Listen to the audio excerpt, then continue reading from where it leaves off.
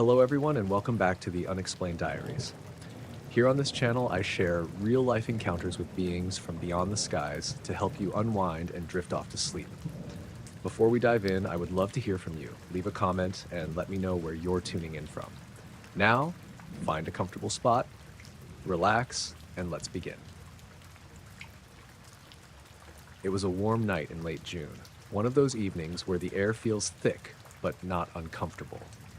I was sitting on the porch after dinner, just letting the house cool off before heading to bed. I live a few miles outside of Stillwater, Oklahoma, on a quiet stretch of land. Not farmland exactly, but enough open space to see the horizon in every direction. My dog, Boone, was lying by my feet, half asleep, twitching every now and then like he was dreaming. The sky was perfectly clear. Not a single cloud, just that deep, endless blue-black you get on summer nights. You could see the Milky Way faintly, which always made me pause a bit. I don't get many nights like that anymore. No wind, no bugs buzzing, just the steady hum of crickets and the occasional bark from somewhere down the road. I was halfway through a beer when I noticed the plane. It was coming from the west, a small blinking light, moving slow and steady, probably cruising at 30,000 feet. I've always liked watching them pass, wondering where they're going, who's on them, that sort of thing. This one looked normal at first, steady white light, faint red on the tail. It took maybe 30 seconds before I realized it wasn't moving anymore. At first, I thought it was just an illusion, that I'd lost perspective or the plane had turned toward me. But after another minute, it was clear it had stopped, just hung there in the sky, perfectly still.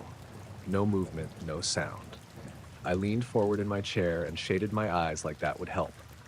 Boone lifted his head and gave a low, uncertain grunt. The light didn't flicker like a star or blink like an aircraft beacon. It just glowed, a dull, steady white. I remember thinking maybe it was a helicopter hovering, but it was too high up, and besides, I would have heard it. The air was dead calm. Even distant highway noise carried that night. There was nothing. I got up and stepped off the porch into the yard. The grass was cool and damp, and I kept my eyes locked on that light. It didn't shift or drift. It stayed fixed in one exact spot. Then, without warning, the stars around it seemed to bend. That's the only way I can describe it. Like the patch of sky around it warped slightly, as if seen through heat haze, except the air was cool. The stars near it wobbled for a second, and then the light was gone. Just gone. I stood there for a long time, scanning the sky. No streak, no fade out. It didn't move away. It simply wasn't there anymore. Boone got up and started pacing, sniffing the air and whining. His tail was down. I went back to the porch and sat down, still looking at the spot where it had been. After a while, I convinced myself it was a trick of the eyes. Maybe the plane turned its lights off or banked hard and disappeared into the darkness. I even laughed a little, trying to brush it off. But about 10 minutes later, I noticed something else. The crickets had stopped. The silence was sudden and total. Even Boone froze mid-step. I could hear the electricity humming through the security light at the side of the house, that faint, high-pitched buzz you only notice when everything else goes quiet. I waited. Nothing. No frogs, no night birds, no distant highway hum. Just that high, thin electrical sound. Then Boone growled, low and deep, not at anything in particular. His ears were up, nose pointed toward the tree line beyond the pasture. I followed his gaze but couldn't see anything, just the faint outline of cottonwoods against the sky. I called his name softly, but he didn't move. A few seconds later, the security light flickered. Not the usual on-off motion when a moth hits the sensor, but a slow pulse, like it was dimming and brightening in rhythm. Boone backed up until his body pressed against my leg. I remember feeling the vibration of his growl in my calf. The air felt heavy. Not humid heavy, but dense somehow, like pressure had dropped all at once. Then everything snapped back. The crickets started up again in a rush, the light steadied. Boone barked once, sharp and loud. I flinched, and when I looked back at the sky, the stars were perfectly normal. No bending, no haze, just the same old sky. I stood there for a while, trying to settle my breathing. After a few minutes, I went back inside. Boone followed immediately, which he doesn't usually do. He likes to stay out late in the summer. Inside, the kitchen clock said 9:47. I remember because I checked my phone too, thinking maybe I'd been out there longer than I thought. My phone said 9:36. 10 minutes difference. I don't know why that unsettled me as much as it did. Maybe because both were digital clocks, no batteries to run down or anything. I reset the kitchen one to match the phone, but that detail stuck in my head all night. I tried to sleep but kept waking up. Around 1 in the morning, I heard Boone growl again from the foot of the bed. I turned on the lamp. He was standing there facing the window, ears forward, every muscle tight. I didn't see anything outside, just darkness and my reflection in the glass. But when I turned the lamp off again, there was a faint glow outside, high above the trees. It wasn't bright enough to light the ground, just a pale white circle hanging in the sky where the plane had been earlier. It looked farther away this time, dimmer, but it was there. I got up and went to the back door, opened it, and stepped onto the porch again. Boone stayed inside. The light didn't move. I watched it for what felt like a long time, maybe 10 minutes. I couldn't tell if it was getting smaller or dimmer or if my eyes were just tired. Then the stars around it warped again, the same way as before, like ripples in water. And then, once more, it disappeared. That was the last time I saw it that night. The next morning, I checked the clock in the kitchen again. It was wrong by exactly 10 minutes, behind the phone this time. I reset it again, and it's been fine ever since. I went out to the yard after breakfast and just stood there, staring at the sky like an idiot. It was bright blue, normal. A few thin clouds moving in from the west. I walked out toward the pasture where Boone had been fixated. Nothing unusual, no tracks, no burned patches, no smell, just grass and dirt. But when I looked down near the porch steps, I noticed something strange. There was a thin layer of white dust on the wood, like fine ash. Not pollen, not sand. It brushed off easily, didn't smell like anything, but it left faint, shiny specks on my fingertips. I wiped it away and didn't think much more about it until later that week when I told my neighbor Curtis about what I'd seen. He laughed at first, said maybe I'd seen a satellite or one of those Starlink things, but when I mentioned the stars bending, he went quiet. Then he said, "You're not the first to say something like that." I asked what he meant, and he told me his wife had called him outside late one night last year because she'd seen a bright star hanging too low, above their barn. When he came out, it was gone.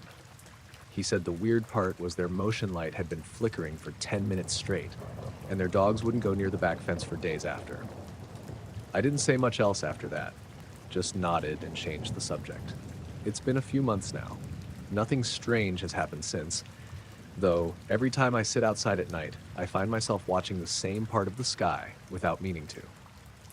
Sometimes I think I catch a faint shimmer, like the air moving differently for just a second. But maybe it's my eyes playing tricks. Boone doesn't like staying out late anymore. Around 9 or so, he starts pawing at the door, ready to come inside even if it's cool out. He never used to do that. The porch still gets that fine dust sometimes, just a trace of it, even after I sweep. I stop checking the clock at night. I figure if anything wants to mess with my time, it can do it while I'm asleep.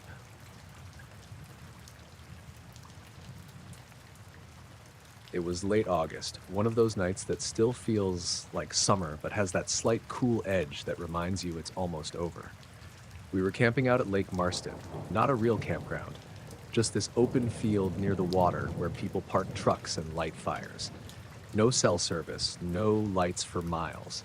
The sky there always looks huge. There were 4 of us, me, my friend Caleb, his girlfriend Mara, and this guy from her work named Tyler. We'd spent most of the night drinking cheap beer, cooking hot dogs, and talking about dumb stuff. Around midnight, Caleb suggested lying back to watch the stars since the Perseids were supposed to be peaking that week. We all sprawled out on blankets and stared up. The fire had burned low to red embers. The sky was ridiculously clear, that kind of dark blue-black where you can see depth between the stars. Every few minutes, someone would point out a shooting star. We must have seen a dozen of them. The one that stuck with me wasn't right, though. It was a little after 1 when it happened. Caleb had just gone to grab another beer from the cooler, and I was lying on my back, watching the tree line. I saw a bright spot near Cassiopeia start to move. It wasn't a plane, no blinking lights, and it was higher, sharper. It cut across the sky faster than any of the other meteors we'd seen. Everyone saw it. Mara said, "There's another one." and we all turned to follow it. But it didn't burn out, it slowed. I remember that clearly. The light, a white, slightly bluish point, just stopped moving, hanging in one spot. No fade, no trail. It looked exactly like a bright star that had decided to pause mid-fall. Tyler laughed at first, said something about it being a satellite. But satellites don't stop like that. And this thing wasn't drifting, it was dead still. Then it moved again, only not in a straight line. It darted sideways, fast, like how a fly changes direction mid-air. Then it stopped again, hovered. The motion was so sharp it didn't look natural. It jumped left, then right, then up a bit, almost like it was testing space. We all sat up, nobody said anything for a second. Caleb said, "What the hell is that?" The light stayed in one spot for maybe 20 seconds, completely motionless, before it started gliding slowly downward. Not falling, just lowering itself, like it was being pulled on a string. I don't know how to describe it better than that. It didn't flicker, didn't change size, just sank lower until it was behind the tree line. Mara asked if it could be a drone, but we were at least 15 miles from the nearest town, and the thing had been at an altitude where planes cruise. I said maybe a plane turning, but nobody answered. We sat there another minute, waiting for something else to happen. I remember the fire crackling and that faint sound of crickets. Then, right when Caleb stood up, the air around us got weird. Not loud, not windy, but thick somehow, like pressure before a storm. My ears popped. The fire sputtered, just once, like it sucked in. We all noticed it. Mara said, "Do you feel that?" And then the light came back. Not above us this time, but way out past the lake, over the water. A glowing orb, maybe the size of a pencil eraser from where we sat. It was bright, but not blinding, that same bluish-white color. It hovered low, maybe a few hundred feet above the surface. No reflection on the water, which was strange because everything else, the stars, the moon, reflected perfectly. We watched it in silence. Then it moved again, tracing a slow line parallel to the shoreline. The motion wasn't smooth. It would slide a few inches, stop, then slide again. Each movement was perfectly level, like it was scanning something. Tyler said we should try filming it. He took out his phone and pointed it, but when he opened the camera, the screen stayed black. I tried mine. Same thing. The camera app would open, then just freeze. Caleb's wouldn't even load. That's when I started to feel uneasy. The thing wasn't close enough to be threatening, but something about it didn't sit right. The quiet felt wrong, like the night itself was holding its breath. We stayed like that for a few minutes. Then, all at once, the orb shot straight up, not fast at first, but accelerating in a smooth curve until it vanished into the sky. No sound, no streak, just gone. We all exhaled at once, like we'd been waiting for something to explode. Caleb said, "Okay, that was definitely not a plane." Nobody argued. Tyler tried the camera again. It worked fine now.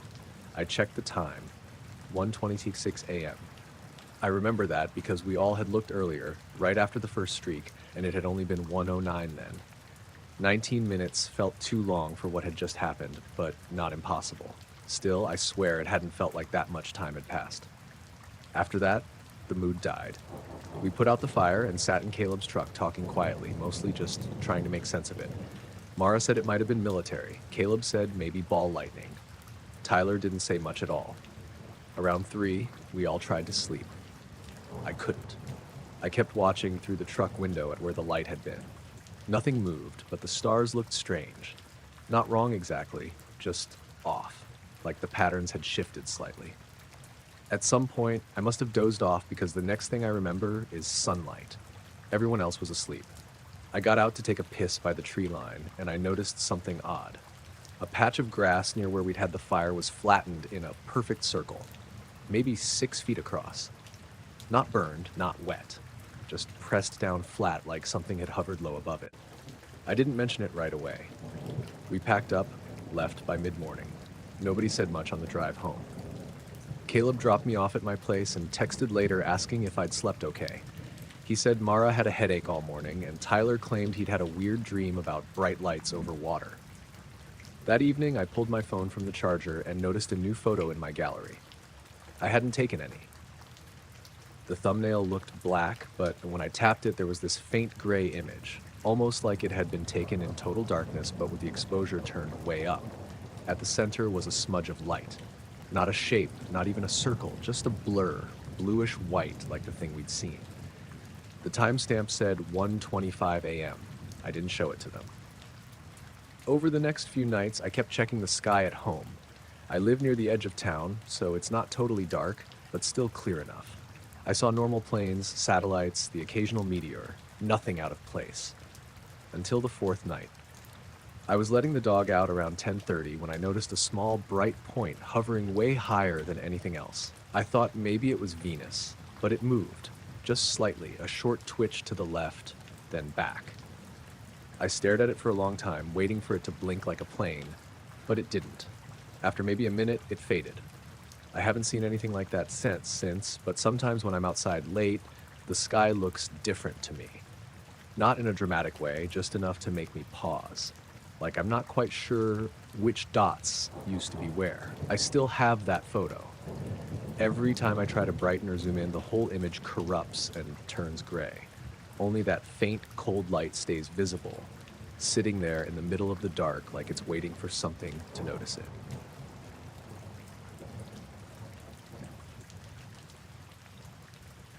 I woke up to my phone buzzing on the nightstand. It was that jarring alarm tone I always forget to change, the one that sounds like a smoke detector. I grabbed it, squinting at the screen. 5:03 a.m.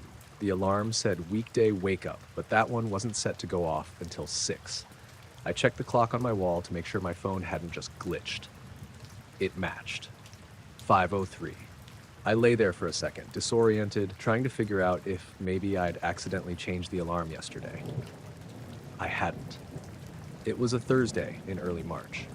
I remember that because it had rained all night and the air coming through my cracked window was cold and damp. My neighborhood, a quiet stretch outside Asheville, stays dark that early. No streetlights near my house, just a long gravel driveway, some pine trees, and a view of the backyard that sloped toward the woods. I didn't hear any unusual sounds, just the occasional drip off the roof and the faint hum of my mini fridge. I almost went back to sleep, but I was already half awake, and I figured I'd just get up and make coffee. The kitchen light flickered once when I turned it on, like the power had dipped, but everything else seemed fine. I didn't think much of it. I made my coffee, fed the dog, Daisy, and stood by the sliding glass door that looked out over the yard. The fog was thick, the kind that sits low to the ground where you can see it moving slowly, curling around the fence posts. I checked the weather app. It said sunrise was supposed to be at 6:42. The app clock said 5:08. Everything matched up. So the phone's internal clock wasn't off, just the alarm. I thought maybe it updated wrong during daylight saving or something, but we weren't near that date. I sat down at the table, scrolling aimlessly through my phone. A few minutes later, I noticed Daisy was standing in the hallway, staring toward the back door. Ears up, tail low. She didn't bark, which was weird for her. Just stood there with that frozen, listening posture. I turned off the kitchen light to see outside better, but the fog swallowed everything past the porch light's reach. It wasn't silent exactly. There was that soft, white noise fog seems to make when it dampens everything else. But underneath it, I thought I heard something faint, like a low hum. It wasn't constant, more like a pulse. It came and went, every few seconds. I stepped out onto the porch, barefoot, coffee still in hand. The air was colder than I expected and wet enough to feel like mist on my skin. The sound was real, but I couldn't tell where it came from. It wasn't mechanical, not like a generator or plane. It was just this steady, low vibration that I felt more than I heard.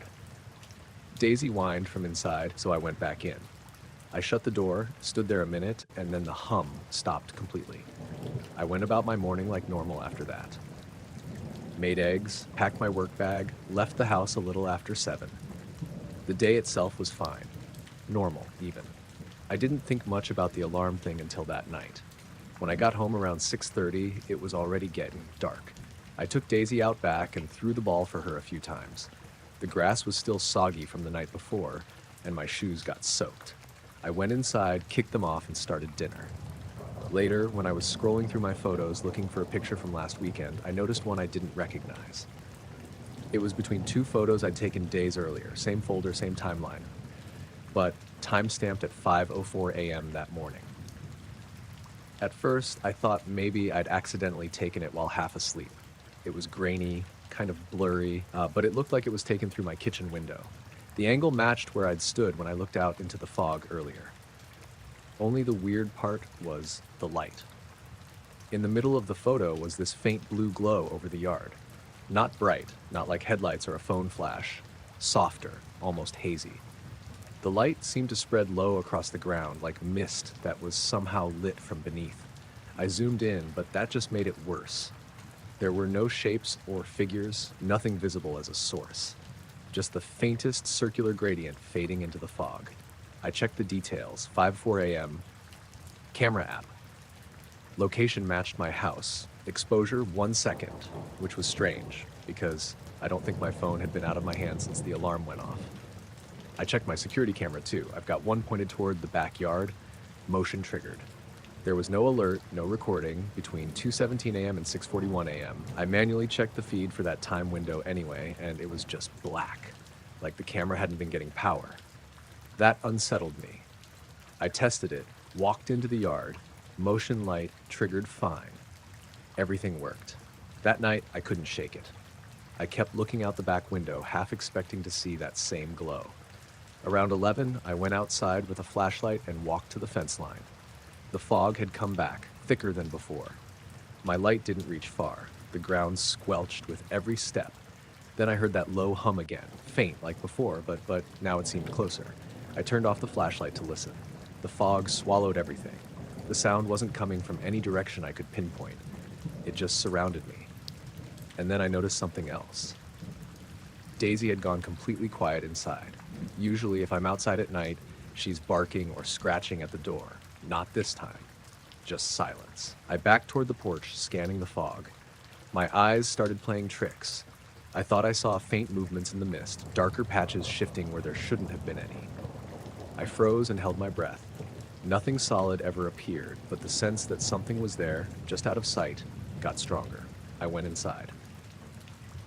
The next morning, my alarm went off again at exactly 5:03 a.m. I hadn't touched the settings. I checked. It was still labeled Weekday Wake Up, set for 6. The sound played from the same speaker, same tone, everything. I turned it off, but the unease sat in my chest all day. That evening, I tried taking new photos of the yard at the same time. Nothing strange showed up. The fog had lifted, sky was clear. The following weekend, I showed the picture to my friend Laura, who's into photography. She looked at it for a long time and said the color temperature didn't make sense. She said if it had been a porch light or reflection, the pixels wouldn't distribute that evenly. She also said it didn't look like lens flare or camera movement. It's like there's a light source, but the air itself is glowing, she said. I haven't been able to recreate it since.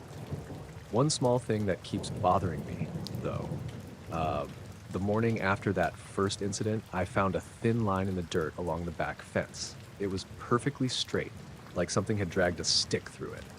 Maybe a foot deep, running from one corner of the yard to the other. The next day, it was gone, like it had been filled in.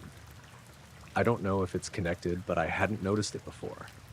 Since then, every few nights, the power flickers between 5 and 5:10 a.m. Sometimes my phone buzzes like it's getting a silent notification. When I check, there's nothing.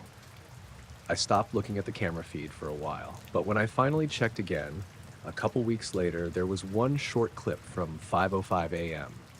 The screen was mostly black, but for half a second, a faint blue haze passed across the frame, then static. It didn't happen again. Now, the only time I ever wake up before dawn, I can't bring myself to look out the window. The fog rolls through the backyard the same way it did that morning, soft and quiet, and the air has that same low hum if you really listen for it. So faint, you could almost convince yourself it's nothing at all.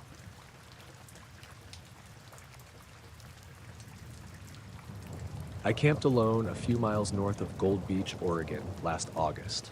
I'd been driving down the coast after visiting a friend in Portland, just taking my time before heading back to Sacramento.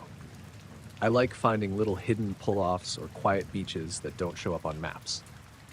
This one was a narrow strip of sand below a bluff, maybe half a mile from the nearest trailhead. You could only reach it by hiking down a rough, overgrown path. It was late afternoon when I set up camp. There was no one else around, not even footprints. The tide was out, the air felt heavy, and the fog hung just offshore like a wall. I remember thinking how strange the quiet was. No birds, no insects, not even the usual distant hum of highway traffic, just waves. I pitched my tent maybe 40 yards from the waterline on the flattest part of the sand. The sky turned orange, then gray, and by the time I started a small fire, it was already cooling off fast. I cooked a bit of rice and canned chili, had a beer, and listened to the ocean. Sometime after dark, I saw a light over the water. At first, I thought it was a fishing boat, a single white light, low and steady. But after a few minutes, it started moving, not in a straight line, but kind of in short, slow arcs. It wasn't bright enough to reflect on the water, but it seemed to hover just above it.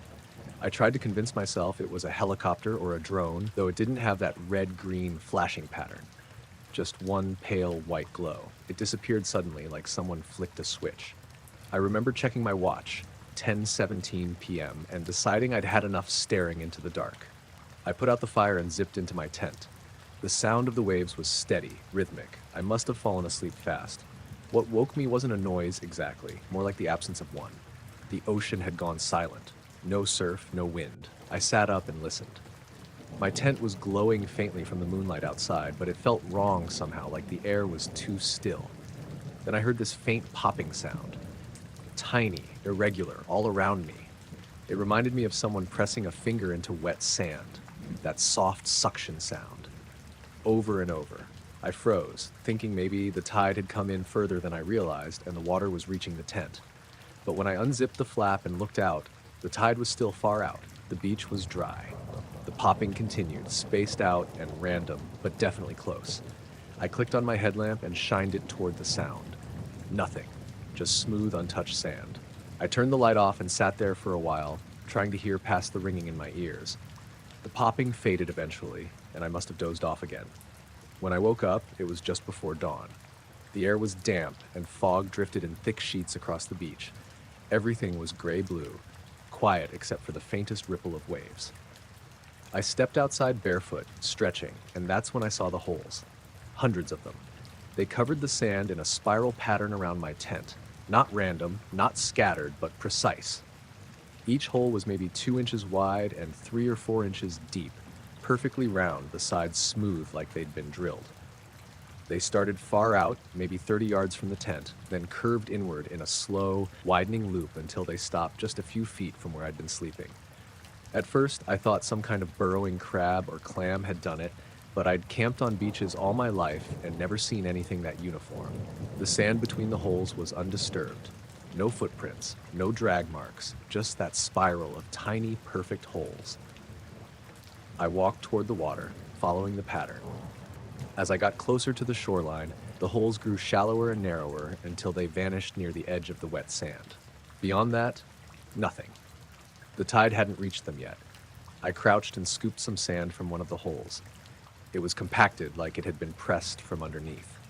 The bottom was hard and smooth. I stuck my finger in. It fit snugly, but I couldn't feel any shell or rock, just dense, cool sand. I took a few pictures with my phone, but they didn't come out well. The fog dulled everything. You could barely see the spiral in the photos.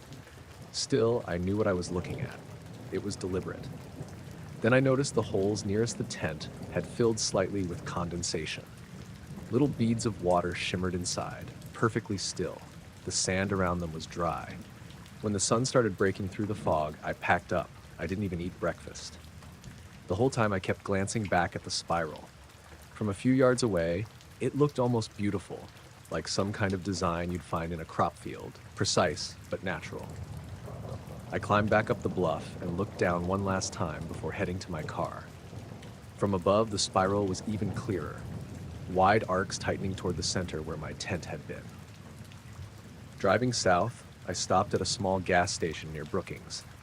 The guy behind the counter looked like he'd lived there forever, so I asked if he knew about any strange patterns or burrowing animals on the beaches north of town. He frowned and said maybe sand crabs, but when I showed him one of the photos, he shook his head. Too neat, he said. Maybe kids messing around.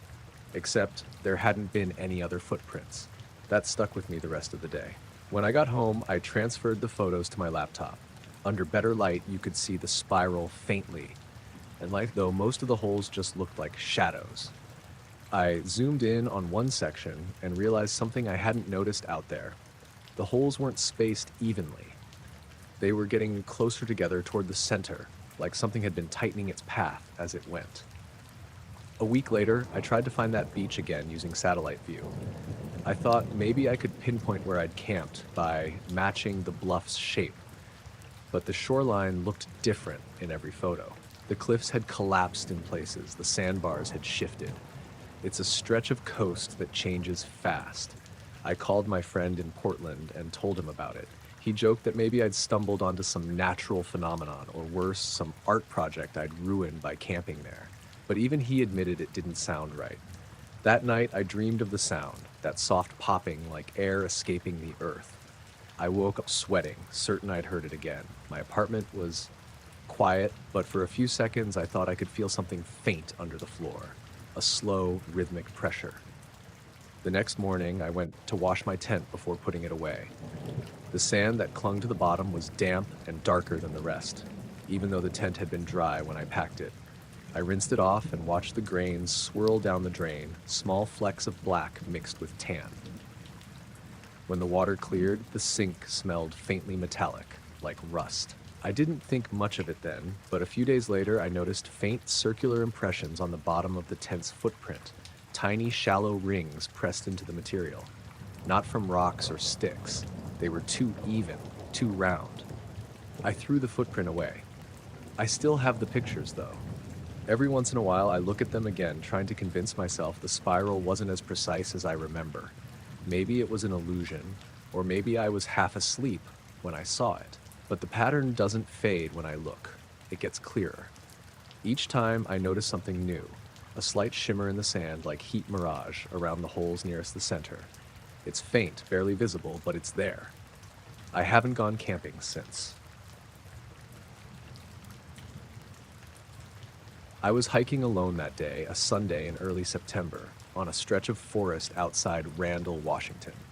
It was warm but overcast, the kind of day where the sky looks like brushed aluminum and sound doesn't carry far. I'd driven out from Tacoma that morning just to get a few hours away from people. The plan was simple: take the Ridgeview Loop, maybe 4 miles total, snap a few photos, head back before dark. I'd done that trail twice before. It's not popular, no big views, no waterfalls, just quiet pines, moss, and this old logging road that cuts through the middle. You can hear birds the whole time, but rarely see them. About an hour in, I stopped to drink some water and noticed something odd on a tree just off the path. It was one of those trail cameras, the camouflaged kind hunters use, about shoulder height, strapped around the trunk with a frayed nylon belt. It looked weathered but not ancient, like it had been there maybe a few months. Nothing unusual about that, except it was facing directly toward the trail, not a game trail, the actual human hiking path. It wasn't hidden either. It almost felt like it was meant to be seen. I figured maybe the Forest Service was monitoring traffic or wildlife, but there weren't any posted notices like there usually are for that kind of thing. The camera had a brand name on it, Wild Trail, I think, and one of those little black lenses that looks like an insect eye. Out of curiosity, I stepped closer. The front panel was slightly open, and I could see the SD card slot. I hesitated, then told myself it was probably fine to check. I wasn't planning to take anything, just look. So I flipped the latch and slid the card out. It was warm to the touch. That stuck with me. Everything else, the bark, the strap, the air, was cool. But that little SD card felt like it had been sitting near a heat source. I put it in my phone using an adapter I keep in my pack for photography. The card had one folder labeled DCIM with a ton of image files inside. The first few looked normal: trees, empty trail, deer. Some had timestamps from the previous week. But when I scrolled further, I froze. The newer ones, maybe the last 15 or 20, were of me. Not just me hiking either. Me in that exact section of the trail. There was one of me walking past a stump I could see right there, one of me adjusting my backpack, and another of me kneeling to tie my shoe. All taken from slightly different angles, like the camera had moved. The timestamps were the worst part. The most recent one was from 7 minutes ago. My first thought was that someone had been following me with another camera, maybe pranking hikers. but I hadn't heard anyone, and there was only one set of footprints on the dirt, mine. I pulled the SD card out fast and looked around. The forest was completely still, even the birds were quiet. I stood there listening for maybe a full minute, heart pounding so hard I could hear it in my ears. Nothing moved. Then, just as I was about to start walking again, a metallic clicking sound came from deeper in the trees. It wasn't close, maybe 50 yards off, but it was distinct, like something small, snapping shut. I called out, "Hello?" Nothing. I tried again, louder, still nothing. After a moment, I convinced myself it had to be an animal, maybe another old trail cam going off or a branch falling. I slipped the SD card back into the camera, closed it, and stepped back onto the path. For the next 20 minutes, I hiked fast, faster than usual. I kept glancing behind me, expecting to see someone, but the trail stayed empty. My phone showed no signal. When I finally hit the clearing where the loop joins the old logging road, I stopped to breathe. There's a wooden bench there, half rotted, and I sat for a second to calm down. The air felt heavy, humid, but cold at the same time. That's when I noticed another camera. This one was on a pole near the tree line, newer looking, black plastic that still had gloss to it. It was aimed straight at the bench. No way it was coincidence. I didn't even go near it, just turned and kept walking. Every sound made me jump. A branch cracking, a squirrel darting through the leaves, all of it. My nerves were shot. After maybe half a mile, the forest started to thin and the gravel parking lot came into view. I felt this huge wave of relief seeing my car. But as I got closer, I noticed something on my windshield. A small rectangular piece of black plastic, the back panel of a trail camera. It had the same pattern, the same screws. There was dirt on it, like it had been ripped off a tree. I looked around the lot. My car was the only one there. No other vehicles, no sign of people. The forest line behind me looked empty, but I didn't stay to study it. I tossed my pack in the trunk, got in, and locked the doors. The drive out felt longer than it should have. The road's mostly one-lane gravel, and the fog had started rolling in from the foothills, patchy but dense. My hands kept tightening on the wheel every time I saw movement at the edges of the trees. A few miles out, my radio cut out mid-song. Not static, just dead silence. Then the display froze. No numbers, no station. I hit the buttons, but it stayed blank until I turned it off completely. When I looked back up at the road, there was a figure standing on the shoulder. Not close enough to see details, just a person, I think, or maybe a post. But it was facing the road, unmoving. I slowed a little, heart pounding again, and when I passed, it wasn't there. Nothing at all. I didn't stop. I drove until I hit the main highway and didn't pull over until I saw other cars again. That night, I couldn't shake the feeling someone had been watching me. I checked my phone, went through the photos I'd taken that day, the ones from my own camera. They were fine. Normal. Trees, trail markers, a close-up of a fern. Then while scrolling, I noticed a thumbnail I didn't recognize. I tapped it. It was a photo of me, from behind, walking down the trail. The angle looked identical to one of the shots I'd seen on the SD card. Same lighting, same position. But the timestamp was from after I'd left. It shouldn't have been there. I'd deleted the other card's contents from my phone, and this wasn't from my camera roll that day. I locked the screen and set the phone down, trying to tell myself it was a glitch, a cache file, something explainable. I went to bed late and didn't sleep much. Every creak in the house made me tense. Around 3 a.m., I heard my porch motion light flick on. It happens sometimes when raccoons wander through, but after everything, I got up to check. When I looked out the window, the yard was empty, just the grass glowing pale under the porch light. Except for one thing. Leaning against the far side of my fence was another camera, the same kind. Camo plastic, black lens, strap hanging loose.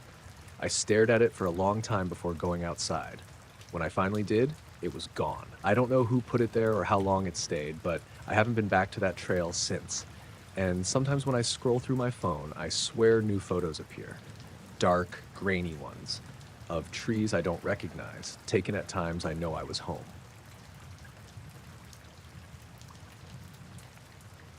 It happened last winter, in late January. I was living in Pine Hollow, a small town in northern Wisconsin, where winters are long and quiet. I work from home doing contract drafting, so my routine is pretty uneventful. Most evenings after dinner, I'd walk my dog, Scout, a big mixed breed mutt, down a snow-packed trail behind my neighborhood. It's not an official path, just a cut through between a few backyards that leads into a strip of public woods. It's dark there, but I've walked it so many times I could do it blindfolded. That night, there was no wind, and the snow made everything strangely bright under a cloudless sky. It was around 8:30 p.m. when we headed out. I had my heavy boots and gloves on, and Scout was tugging like always, eager to sniff the drifts and rabbit tracks. As soon as we crossed behind the last row of houses, the usual noises, TVs, muffled voices, disappeared. The woods aren't deep there, but they're enough to block out the neighborhood glow. I always bring a small flashlight, but I didn't need it. The moon wasn't full, but the snow was reflecting just enough light. About 10 minutes in, Scout stopped dead and stared at the tree line ahead. His ears went back. I thought he'd spotted a deer, but I didn't see anything. That's when I noticed the lights. Above the trees, maybe 100 yards ahead, 3 lights moved in a line. They were white, not bright like spotlights, but steady like stars. They were spaced evenly apart, forming a shallow triangle. At first, I thought it was a plane, maybe even 3 planes in formation, but they were too low for that, and the spacing never changed. No sound at all. I stood there, watching. The lights kept moving slowly, parallel to the tree line. I walked a few steps forward, and Scout hesitated but followed. The lights seemed to pause, like they were hovering. When I stopped, they stopped. I told myself it was a trick of perspective. Maybe they were much farther away than they looked. I tried to get my phone out to record it, but my gloves made it clumsy. By the time I had the camera open, the lights began drifting again, matching my pace. Scout whined. I could feel my heartbeat picking up, but I didn't know why yet. I started walking faster, eyes flicking between the lights and the snow under my boots. The triangle shifted slightly, almost like it was banking. Then, one by one, the lights tilted. At least that's how it appeared, like they were rotating around each other without breaking formation. No blinking, no color changes, just silent white dots moving deliberately. I reached the point where the trail forks. Usually I take the longer loop, but that night I turned back. As soon as I pivoted, the lights slid sideways, keeping the same distance but now moving behind me. Scout was pulling hard toward home. I stopped again, heart pounding, and the lights froze in place. It felt like they were watching me. I decided to test it. I walked 10 steps forward, then stopped. They moved, then stopped. I crouched down, pretending to adjust Scout's collar, and they hung there motionless. The snow was dead quiet. No crunch of animals, no wind, just my breathing and Scout's panting. I started walking again, faster now. My boots slipped on the packed snow, but I didn't care. I kept glancing back. The lights followed. Same distance, same formation. Halfway back to the houses, there's a small clearing where the trees thin out.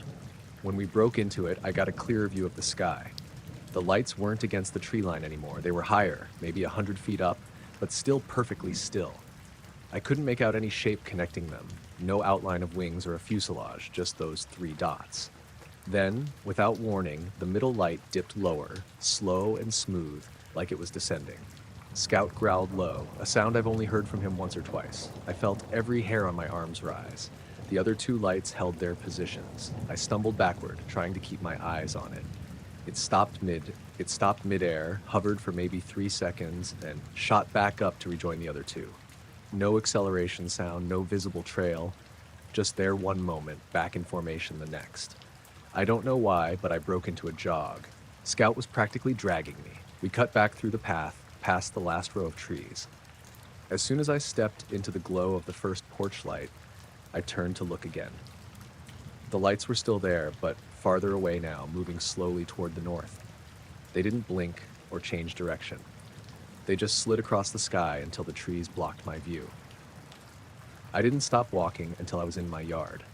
My hands were shaking so hard I dropped the leash. Scout ran straight to the back door and pawed at it. I let him in and stood there for a minute, staring at the tree line. Nothing. I went inside, shut all the curtains, and tried to pull myself together. I checked my phone. The video I thought I'd been recording was just a black screen. My glove must have covered the lens. No sound either. Later that night, lying in bed, I noticed Scout was still restless. Every so often, he'd lift his head and look at the window. I finally got up and peeked outside. The sky was empty. but the feeling of being watched stayed with me long after. The next morning, I walked the same trail in daylight. The snow showed our prints, the fork where I turned around, even where I'd crouched. Everything looked normal. I told myself it must have been planes or drones, but I've seen planes at night my whole life, and nothing about those lights matched. For weeks after, Scout resisted going past the first part of the path. He'd plant his feet and look at the tree line, tail down. Eventually, he eased back into our routine, but even now, if we're out after dark, he keeps glancing up at the sky. I haven't seen the lights again. But sometimes on clear winter nights, I catch myself stopping under the trees, scanning the sky, half expecting them to be there. 3 silent points moving in formation, waiting for me to notice.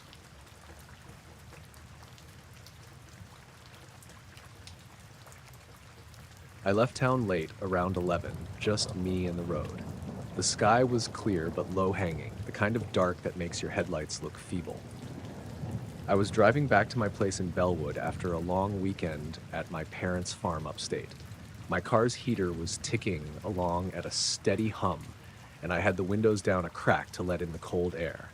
There was no one else on the road, not a single other set of headlights for miles, which is normal out there, but that night it felt more like the world had gone hollow.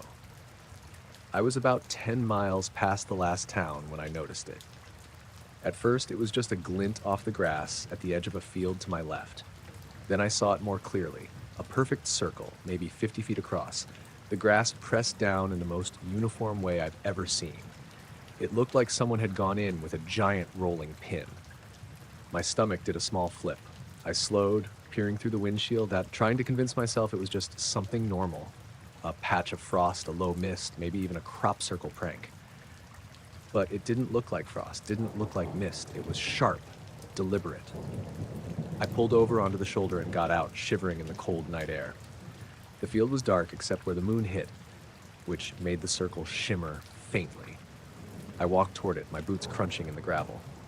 When I got closer, I could see the blades of grass bent perfectly outward from the center, like a ripple frozen in place. My first thought was that it had to be recent. Fresh dew on the tips, nothing trampled by animals. But I also noticed that around the edge, the ground seemed untouched, as if nothing had been near it at all. I circled it slowly, keeping my phone ready to take pictures. The beam from the flashlight made the circle's symmetry glow, and I swear I could see faint lines, almost like fingers pressed into the soil, radiating from the center. I shook my head. That was ridiculous. I didn't want to believe in anything bizarre, but I also couldn't explain it. I backed up to the car to get a wider shot. When I turned around to line up the camera, the circle was gone. Not partially, not distorted, completely gone. The grass was standing normal, the field just another patch of night-blurred green under the moonlight. My heart hammered in my chest. I blinked, thinking maybe it was my eyes playing tricks, the shadows and moonlight aligning for a brief moment. I drove forward a bit, turning onto the side dirt road that ran alongside the field, but it was just ordinary now. Nothing flattened, nothing remarkable. I shook my head and laughed nervously. I wanted to tell myself it was a trick of perspective, the way fields can look different from angles at night. I was cold, my legs shaking, so I got back in the car, locked the doors, and kept going. About 5 miles down the road, I noticed a faint glow over the tree line. At first, I thought it was a farm or some lights left on in a barn, but the glow wasn't stationary. It moved slowly, like a pulse, fading in and out, brightening and dimming in a rhythm that didn't make sense.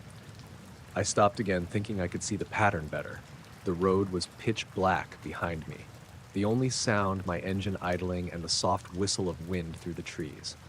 The glow moved slightly to the left, then vanished entirely as if it had been sucked into the tree line.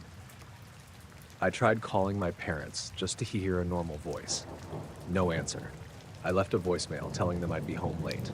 When I hung up, my phone screen flickered, bright for a second, then dimmed. I looked out at the road ahead, and the glow was back, closer now, barely over the horizon. I pulled the car over again, my hands on the wheel, staring. It stayed just at the edge of the trees, faint, almost translucent. There was no sound, just that persistent pulse of light, nothing else.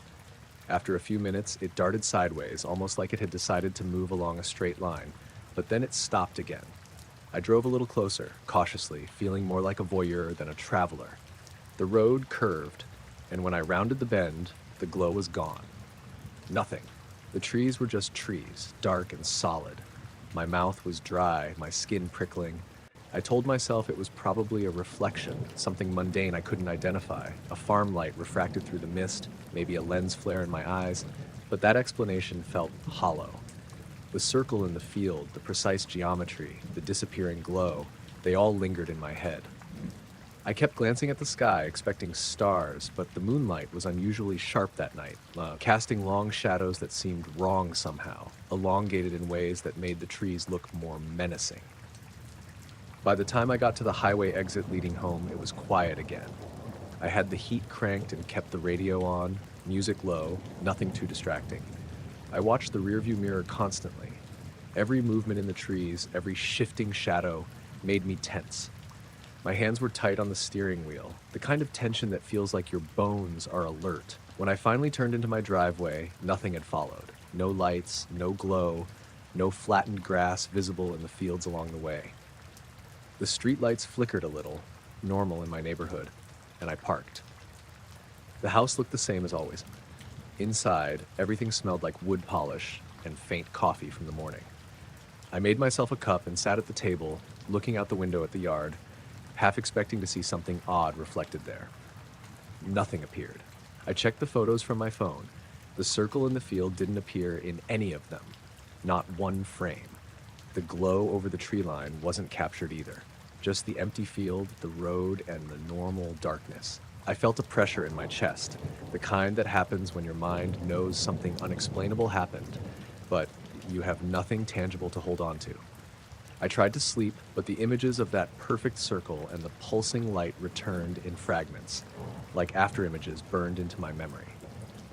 I couldn't shake the feeling that whatever had made the circle was still out there, watching, deliberate, and precise. I thought about going back during the day to see if there were any signs, but the thought of losing the odd quiet and the weight of that night made me hesitate. The next morning, the field was just a field. Grass was green, standing upright, entirely normal. I drove past slowly on my way to work. Nothing. No circle, no disturbance, nothing to mark the night as anything more than a memory. But the feeling lingered, the way the world could flicker just out of phase with itself, just long enough for you to glimpse something that shouldn't exist. I've driven that road countless times since, keeping my eyes open at night. I've seen animals pause, the mist shift in ways that feel wrong, shadows stretch too far, but nothing else like that night. And though I try to explain it all away, lights from a farmhouse, reflections, memory playing tricks, there's a part of me that remembers the precision of that circle. The way it was gone the moment I blinked, and the faint pulse over the trees that followed me for miles.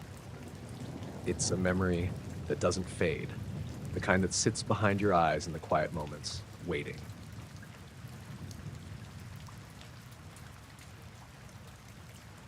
It started with my neighbor, Jeff. He's a regular guy, mid-50s, retired electrician. We weren't especially close, but we'd wave over the fence, borrow tools, that kind of thing. He lived alone after his wife moved to Arizona. Nothing about him screamed strange stories. So when he knocked on my door one night just before 11, looking pale and jittery, it caught me off guard. He said he'd just seen something above his backyard. He didn't call it anything specific, not a UFO, not a drone, just something. He kept saying it hovered, totally silent.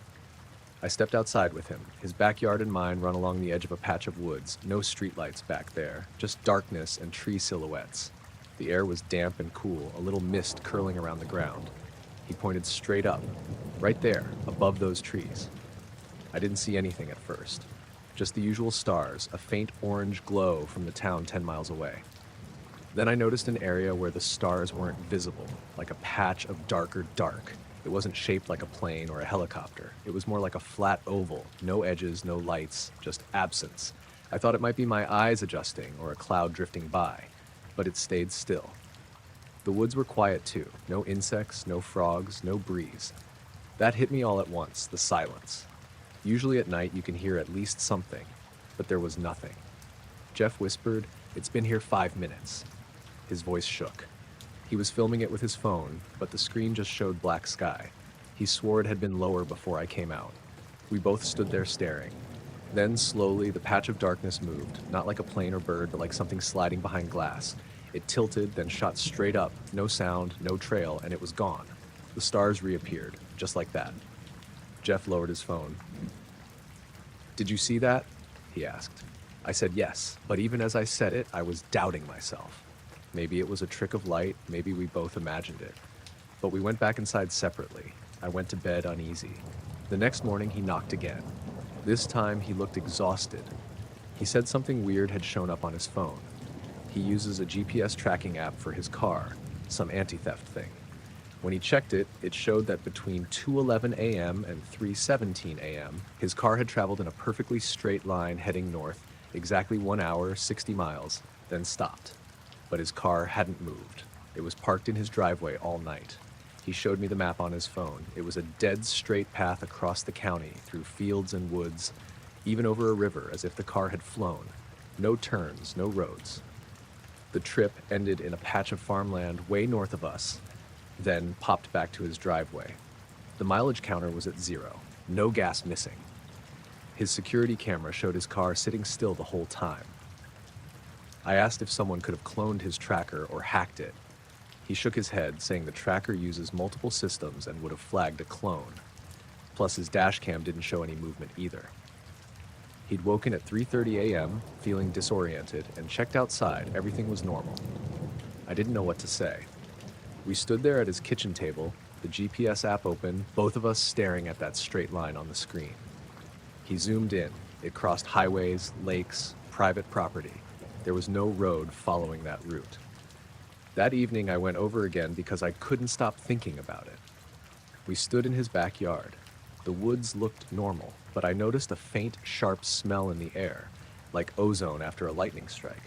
Jeff said he'd smelled it too when he woke up. Then I saw something odd. In the dirt behind his shed, a circle maybe 6 feet wide where the grass was flattened. Not burned, not dug up, just pressed flat in a spiral pattern. You wouldn't notice unless you were looking. Jeff said it hadn't been there yesterday. We both crouched, running our hands over it. The blades of grass lay perfectly aligned, radiating outward. No footprints, no tire tracks. It didn't match any tool or mower pattern. We were quiet for a long time. Later that night, lying in bed, I kept thinking about the silence in the woods, how even insects had stopped. Around 1 a.m., I got up and went to the window. Jeff's house was dark. The circle behind his shed was just a darker spot in the moonlight. Then I noticed something odd on my own phone. My GPS history showed a movement starting at 1:04 a.m., a short, straight path about half a mile into the woods, then back. But I hadn't gone anywhere. I was in bed. My car was in the driveway. I checked outside. Nothing. No lights, no sounds, just mist drifting between the trees. I shut the curtains and sat on the edge of the bed, heart pounding. I thought about waking Jeff, but decided against it. I turned my phone off completely. In the morning, the GPS log on my phone was gone. The entry had vanished. It just showed normal activity, home all night. I asked Jeff if anything had happened to him. He said he hadn't slept at all. He'd sat in a chair by the window, waiting, but nothing came.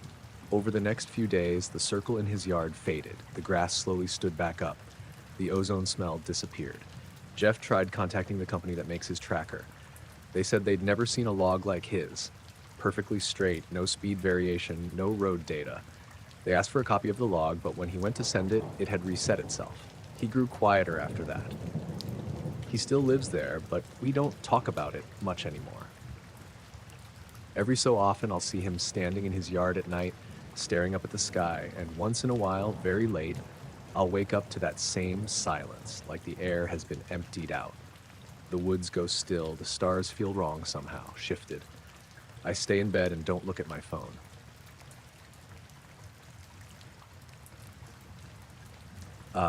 I was walking home from my shift at the marina that night around 11:30, and the fog had rolled in off the bay thicker than I'd seen in a while. It wasn't that heavy, you couldn't see your hands in front of your face, but it dulled the lights along the pier, made the water look like liquid gray glass. I like walking that stretch anyway. Quiet, empty, the occasional gull calling. I needed to clear my head after dealing with a boat that wouldn't start, and a customer who swore he'd already paid me 3 times. I had my headphones in, low music, and my hands in my jacket pockets. The pier boards creaked under my boots. I noticed it first with the water. It started moving like something had disturbed it, but there was no wind, no splash, nothing visible. Just concentric ripples, neat and even, spreading outward in perfect circles. At first, I thought maybe a fish or a seal, but the circles weren't random. They weren't bouncing off each other or fading. They were aligning toward the horizon, pointing straight out toward where the bay opens into the river. I stopped walking and took out one earbud, listening. The fog made everything quieter. No boats, no motors, no gulls. Just the soft slap of water against the pier supports and that strange pattern in the bay. Then I noticed a faint light above the water, hovering maybe 20 feet over the surface. It wasn't bright, more like a muted glow, bluish white. My first thought was someone with a lantern on a small boat, but I didn't see a boat, and the light didn't move like a person holding something. It just stayed there, still, almost weightless, as if it was floating in midair. I squinted. It felt like the light was aware of me, though that makes no sense. I shook my head. Fog. Tired. Imagination. But the water continued to ripple toward it, the concentric rings spreading out in a pattern that seemed deliberate, almost calculated. I reached the end of the pier. Beyond it, the bay stretches wide and shallow toward the horizon. The light was faint now, almost merging with the fog, but I could still see it. And then, suddenly, it blinked out. Just vanished. Not moving away, not fading, nothing. Gone. I swore under my breath. For a moment, I considered running, calling someone, but the pier was empty and my phone was in my pocket. I stood there staring at the water. The ripples stopped a few seconds later, like someone had hit a pause button. The surface went flat, unnaturally still. I took a slow step back, my boots making noise on the boards. That's when I saw the first ripple that didn't make sense. A small circle near the base of the pier, expanding outward, perfectly round. It didn't come from the water's edge or anything in it, just appeared, and as it grew, other circles popped up at irregular intervals, all moving toward where the light had been. My pulse started to race. I kept looking toward the horizon, expecting something, anything to appear. But nothing. The fog and the darkness swallowed everything. I stayed at the end of the pier for a long time, watching the water, trying to rationalize. Maybe a current, maybe the wind I hadn't felt. But the circles weren't random. They moved in straight lines, like someone was drawing them from the horizon outward. My fingers tingled, and I realized I was gripping the edge of the railing too hard. Eventually, I started walking back slowly.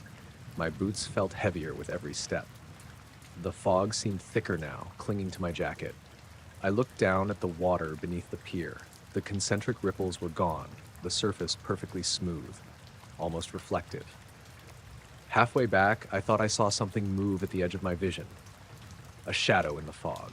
I stopped, listening. Nothing. Just my breath and the soft slap of water against the pier supports. I shook my head again, muttering, "Get a grip, Liam." When I got to the parking lot, my car was exactly where I'd left it. I got in, locked the doors, and sat for a few minutes. The radio was off, my phone still in my pocket. I thought about turning it on, calling someone, but I didn't. Who would I call? There was no boat, no drone, no plane, no person. Just the pier, the water, and whatever I'd seen. Driving home, I couldn't shake the image of the light hovering over the concentric circles. And for the rest of that night, my mind kept racing. Every time I closed my eyes, I could see the water rippling toward nothing, lines converging on empty space. I got home around midnight. My apartment smelled faintly of salt and fog. I checked the bay from my balcony. Nothing. Just the usual lights from the distant docks, the river glinting in the fog. The next morning, I told a coworker about it over coffee. He joked it was bioluminescent plankton or a trick of the fog. I wanted to believe him, but I can't.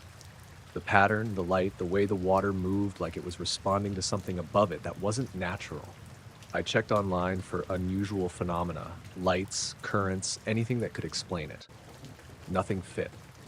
I went back to the pier a few nights later. The fog rolled in, the water lapped against the pilings, normal this time. No concentric ripples, no light, just ordinary night. I've walked that pier many times since, Sometimes late at night, I see little anomalies, a flicker in the fog, a ripple that stops too quickly, a shadow that isn't mine. But nothing like that first night. That one hovering light.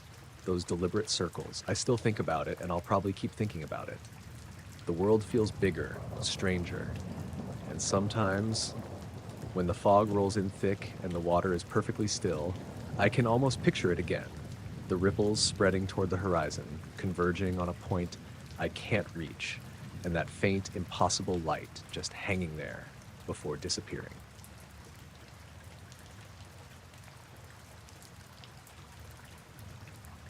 I was up in northern Maine that night near Moosehead Lake. I'd driven out there after work because the forecast said there would be no clouds, no moon, and almost no wind.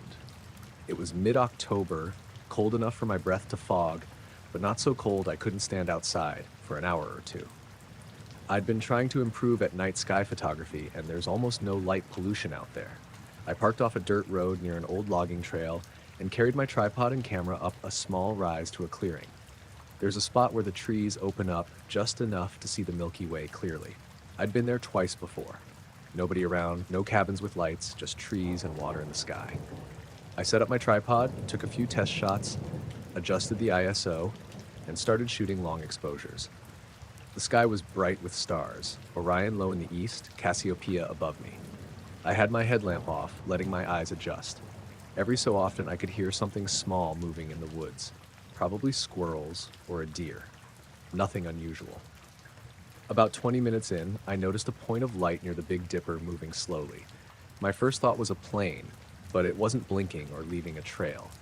Just a steady white light, faint but distinct, moving in a straight line against the constellations. I raised my camera to line it up. It wasn't moving fast, slower than a satellite usually does, but faster than a star would seem to. I pressed the shutter for a long exposure, maybe 10 seconds. When I looked at the photo on the screen, the light wasn't there, just stars. I thought maybe it was too faint for the sensor, so I cranked up the ISO, refocused, and tried again. By the time I looked back up at the sky, it was gone. At first, I assumed I'd lost it, but then I realized something was off about the area of sky where it had been.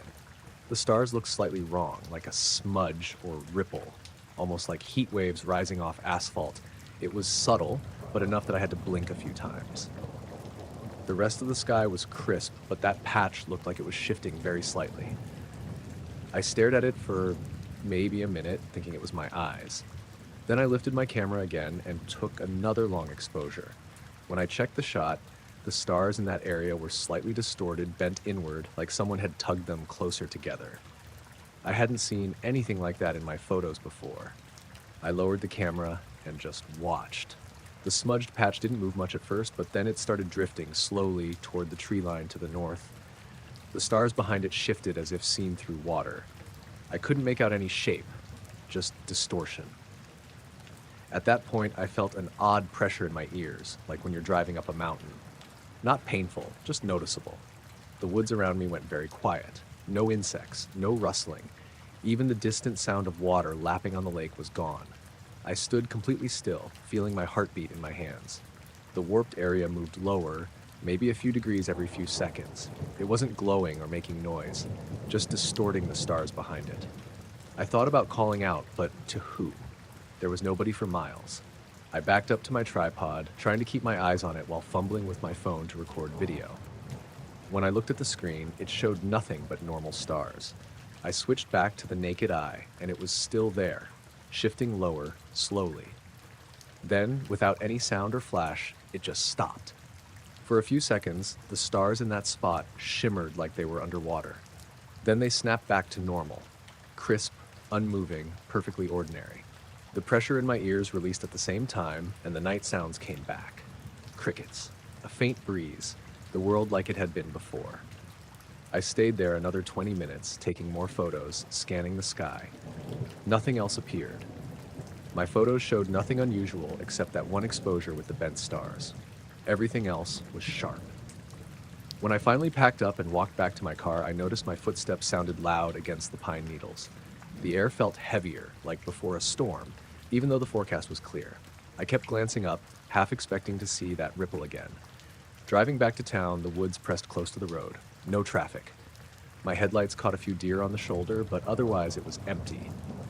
My ears still felt sensitive, like after being in a plane. At home, I loaded the photos onto my laptop. Frame after frame of the sky. Stars, constellations, nothing weird, except that one.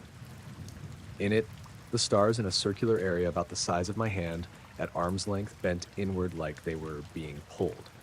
Not blurred by motion, just off. I didn't edit it or share it. It sat on my hard drive for weeks.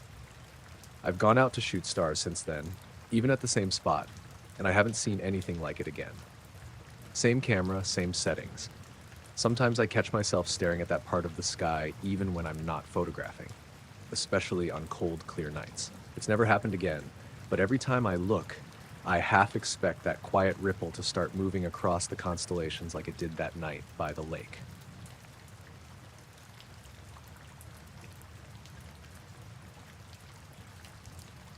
I woke up to the smell of damp pine and cold air, the kind that makes you pull your sleeping bag tighter even though you'd zipped it up all the way. My alarm had gone off at 5 a.m., but something made me open my eyes before it. At first, I thought I'd just rolled over in my sleep, but then I noticed the zipper on the tent flap. It wasn't fully closed. Not by much, just a finger-width gap at the top. I never leave it like that. I'm careful about bears and wind. And I was sure I'd zipped it all the way last night. I froze for a second, listening. Nothing. Just the faint rustle of the wind through the trees and the occasional bird starting its morning calls. My backpack, my boots, the food bag, all exactly where I'd left them. Everything inside the tent was untouched. I took a slow breath and unzipped the flap the rest of the way. That's when I noticed the footprints.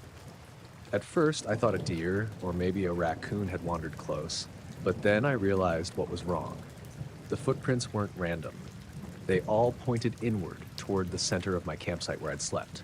Some were small, some larger, but all of them led the same direction.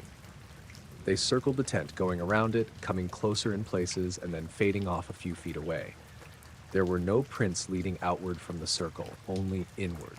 I stepped out of the tent, boots crunching on the frosted grass.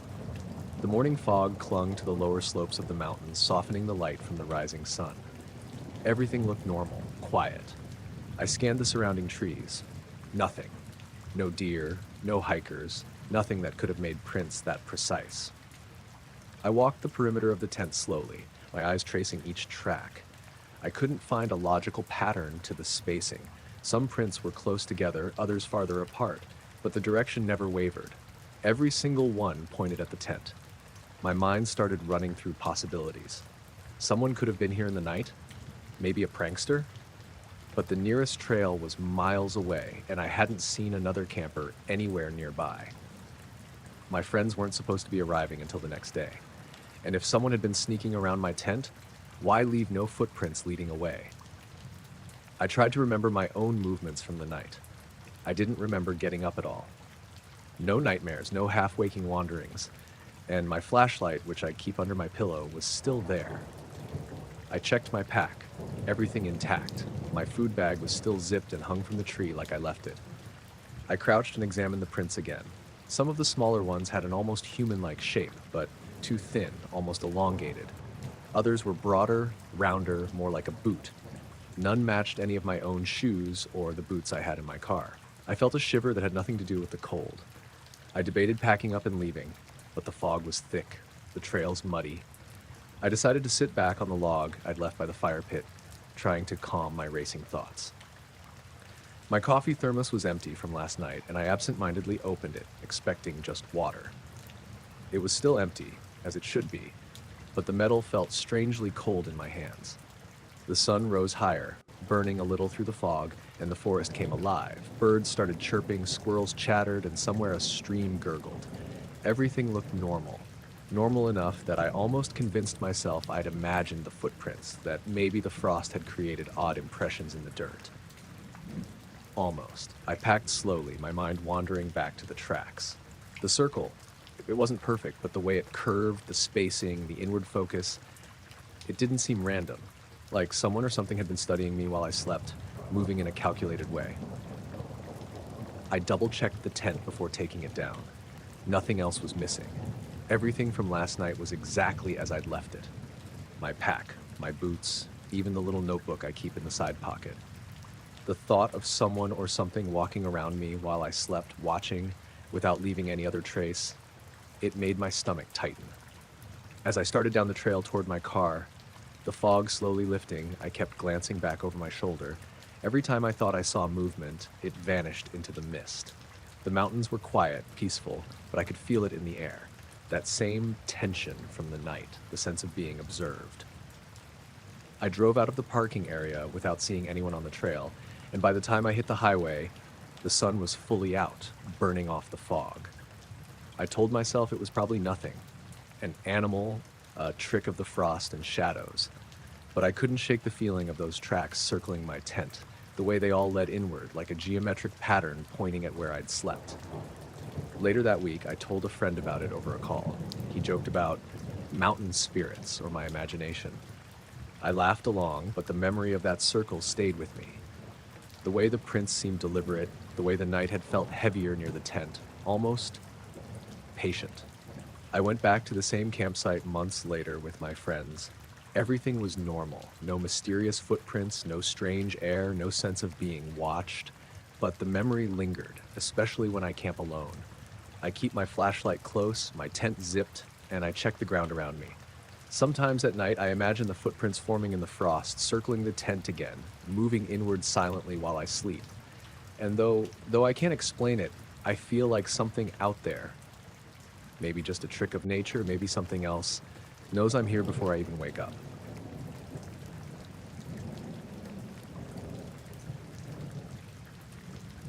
I left work later than usual that night. The fog had rolled in heavy over the hills outside Ashland, the kind that makes the world feel smaller and louder at the same time. My sedan's headlights barely penetrated 20 feet ahead, and the wipers weren't much help, just smearing the mist across the windshield. I'd driven this road 100 times, mostly in daylight, but in that fog, it felt unfamiliar, like I was seeing it for the first time. I was halfway down a long stretch of twisting asphalt, trees crowding both sides of the road, when I first noticed something moving in the corner of my eyes.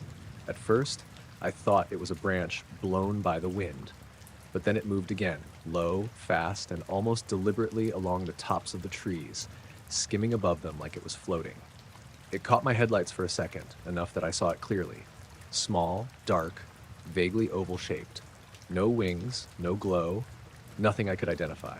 My first thought was some kind of bird, but birds don't move that fast, not at that altitude, and certainly not in that fog without making a sound. I slammed on the brakes reflexively, my heart jumping. My tires hissed across the wet asphalt. The thing wasn't more than 50 feet ahead. I slowed to a crawl, trying to keep my headlights trained on it, but when I got closer, it vanished. Just like that. 1 second it was there, the next, nothing. No rustling leaves, no branches knocked over, no shadow in the fog. I checked my mirrors and even shone my high beams into the trees, but the forest looked untouched. I blinked and for a moment thought I'd imagined it, but my stomach was still tight and my hands were shaking on the wheel. I kept driving slowly, eyes darting everywhere. The fog seemed to thicken around me, making the world quieter. Even the usual hum of the tires on wet asphalt felt muted, like the fog was swallowing sound. A few minutes later, I saw it again, the same shape, moving the same way along the treetops, but this time it was slightly closer. I thought I'd get a better look if I slowed down more, but as I did, it shot straight up for a second, then disappeared again. There was no trail, no debris, no sound. Just gone. I pulled over at a small turnout just past a bend. The fog wrapped the world in gray, so thick that my taillights barely showed up from the road. I sat there for a few minutes, gripping the wheel, trying to rationalize what I'd seen. Maybe it was a drone, I thought. People fly drones around here sometimes, usually near the reservoir, but the speed and silence didn't match any drone I'd ever seen, and no one was around, at least not that I could tell. The oddest part was the way it moved. Not straight, not random like an animal. It darted side to side in a way that felt purposeful, like it was avoiding me, or maybe testing me. I didn't want to believe that I was being watched, but the thought had settled in my chest like a rock. I decided to keep driving, slow and careful, the whole way home. Every curve I rounded, I half expected to see it again, following the tree line, skimming over the fog. For the next 10 minutes, everything stayed quiet, nothing moving except the occasional branch sliding in the wind. My radio static felt louder than it should have, and I kept glancing at my rearview mirror, half expecting a dark shape to appear behind me. When I got closer to town, the fog thinned. Streetlights began to pierce through the mist, and the world seemed normal again. My pulse slowly returned to something close to normal, though I couldn't shake the feeling that whatever it was had been tracking me for the short stretch of road through the hills. I tried to rationalize it as a bird, a drone, maybe even a hallucination brought on by fatigue, but every detail, the shape, the silence, the way it vanished, didn't fit any of those explanations. By the time I pulled into my driveway, the night had mostly cleared. My neighborhood smelled like wet asphalt and pine. I sat in my car for a long minute, gripping the wheel, staring at the darkened tree line across the street. Nothing moved. Nothing had moved the entire way home since the fog lifted. I tried to tell myself it was just one of those weird things that happen when you're tired, driving through a storm with fog swallowing your senses. I told my roommate about it the next morning. He laughed, joking about me seeing flying raccoons or fog spirits. I laughed too, but I avoided looking at the hills outside town all day, and when I did, I imagined that shape gliding silently above the treetops. Later that week, I drove the same route in daylight. Everything looked normal, nothing in the trees, no sign of disturbance, no way to even guess where the shape had been. I drove slowly anyway, scanning, trying to reconcile what I saw with reality. But there was nothing. That night, I had trouble sleeping.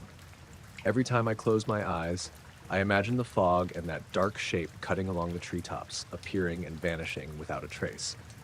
The memory wasn't like a dream. It was too precise, too vivid, as if I could reach out and touch it. I found myself avoiding that stretch of road, taking longer detours, even in the daylight. I've driven it a few times since, and the fog hasn't returned like it did that night. No dark shapes, no skimming objects, just normal hills, normal trees, normal road. But every time I pass that stretch, especially when the weather starts turning misty or rainy, I keep my eyes on the tree line, and I can't shake the feeling that whatever I saw isn't gone, just waiting for the right conditions to appear again. I don't know what it was. Could have been a bird, a drone, a trick of the fog, but I know what I saw, and I know how it moved, and I know it vanished in a way nothing natural should. And for some reason, that feels like the most unsettling part. It didn't leave a trace, didn't make a sound, and didn't belong to the world I know.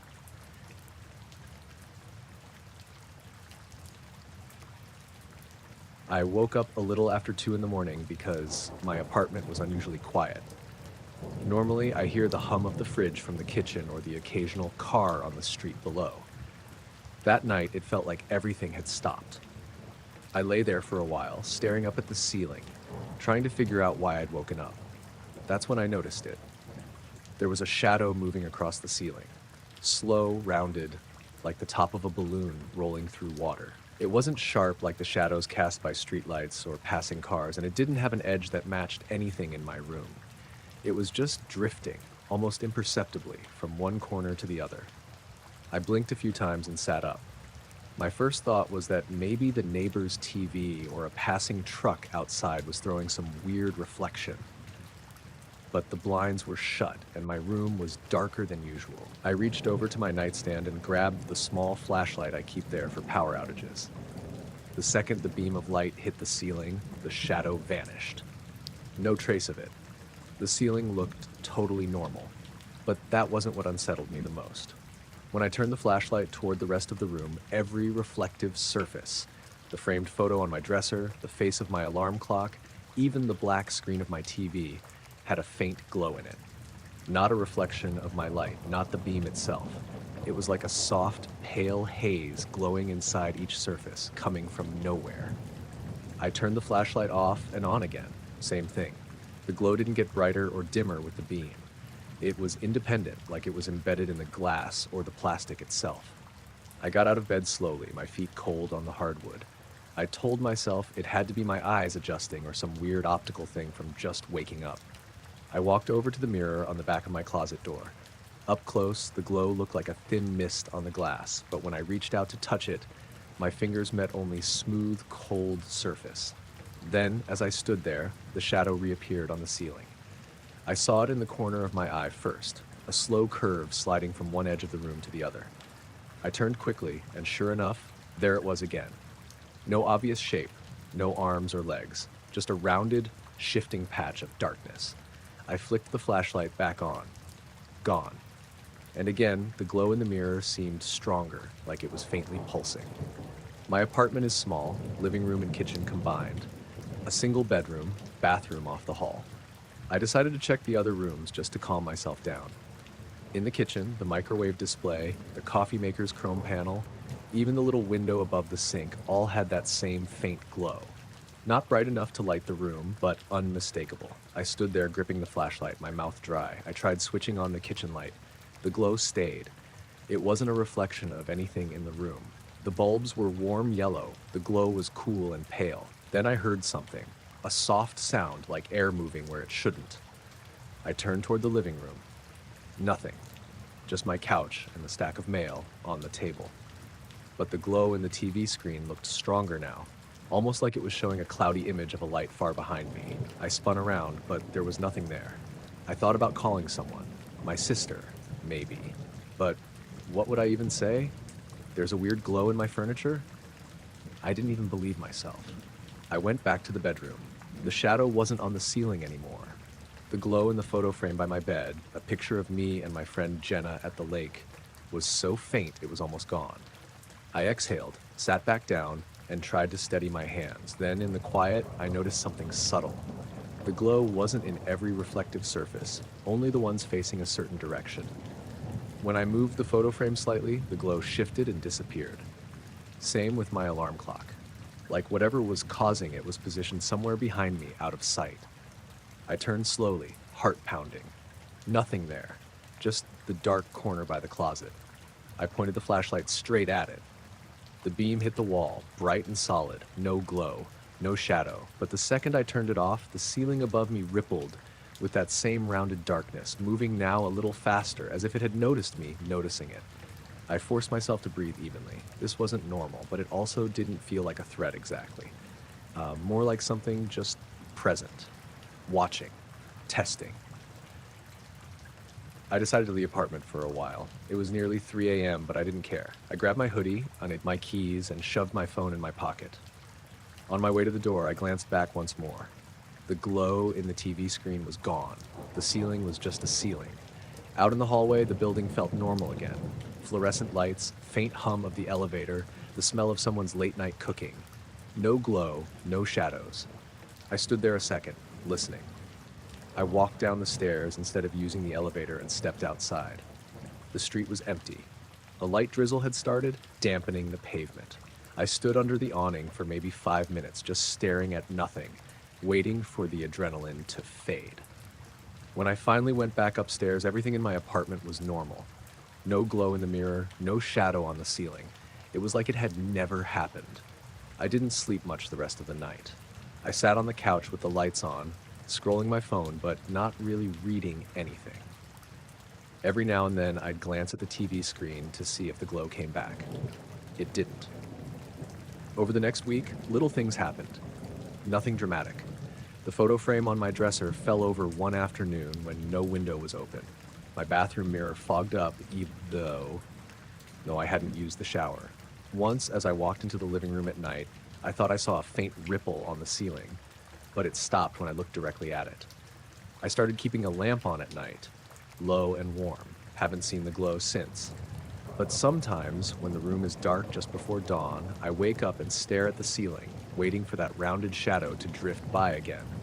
So far it hasn't, but every reflective surface I pass, store windows, dark car windows on the street, feels like it's holding something faint just beneath, like a glow that fades before I can really see it.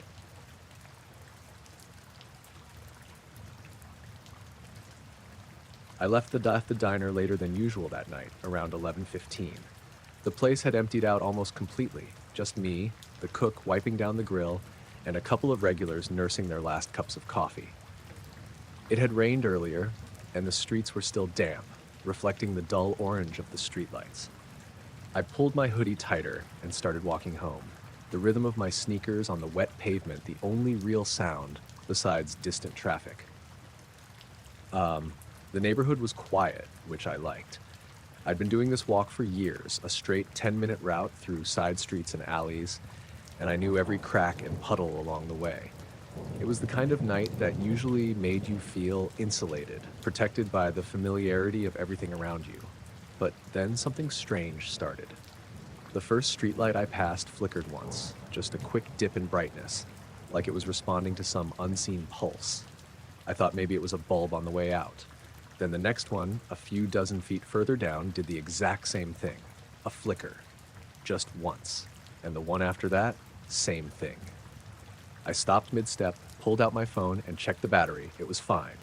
No other lights in the street were on or off in the same pattern. I walked a few more steps, slower this time, and noticed it again. Each streetlight blinked in sync with the last, perfectly timed.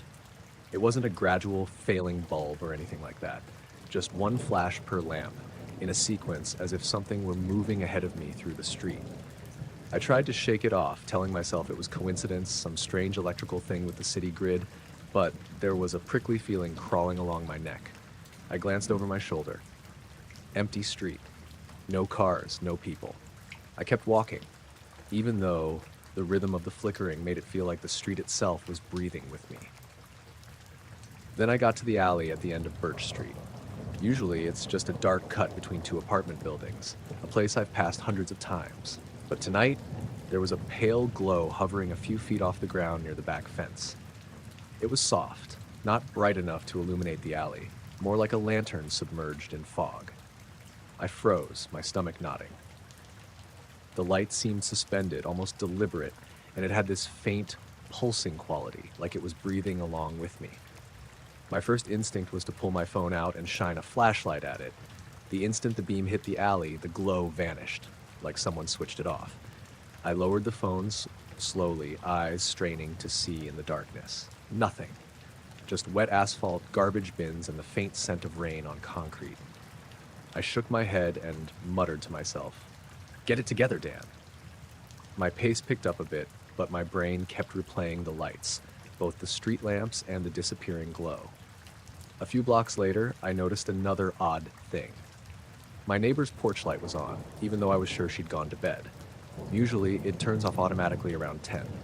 I slowed, peering toward the window.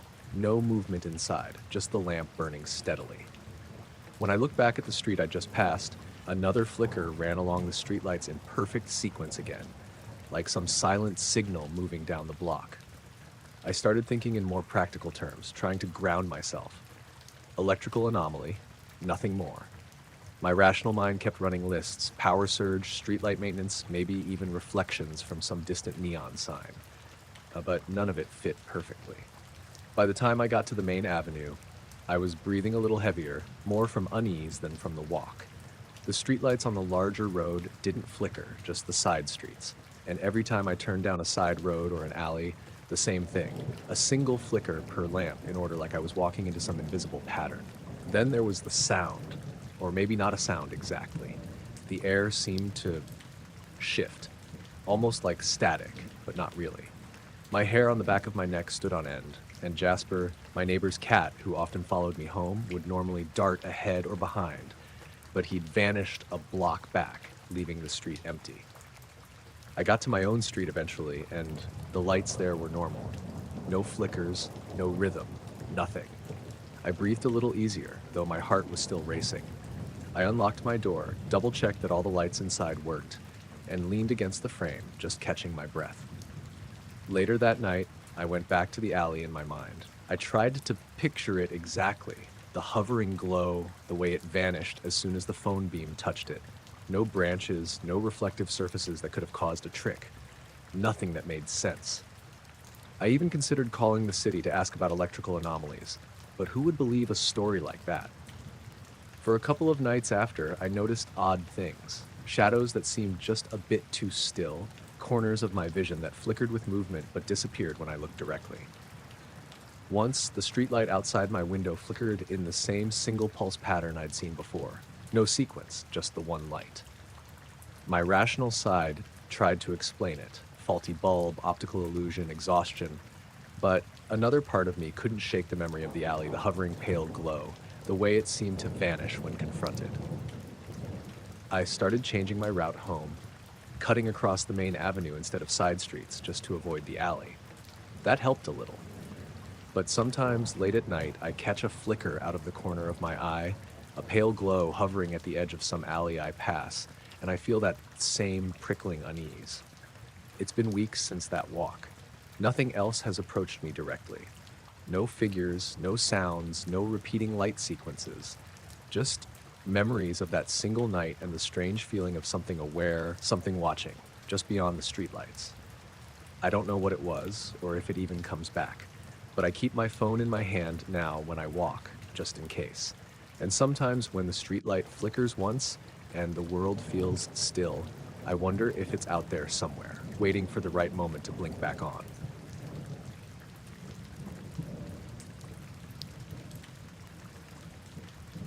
It was late March, one of those damp evenings where the air feels heavy, but it's not quite raining. I live just outside of Auburn, Maine, on a back road lined with patchy woods and a couple of empty fields. I'd gone out around 9 with my dog, Jasper, to give him one last walk before bed. He's a big shepherd mix, normally alert but easygoing. The sky had been overcast earlier, but by then the clouds had started breaking up, leaving patches of stars. There were no planes overhead, no wind, just the occasional car passing far off on the main road. The only light came from my porch behind us and a weak glow from a street lamp down by the bend. Everything else was dark. We walked down to the edge of my property where the field begins. Jasper was sniffing around like usual. Then, about halfway across the grass, he stopped. Just froze, ears up, nose tilted toward the sky. At first I thought he'd heard an owl or maybe seen a deer, but then he let out this low growl.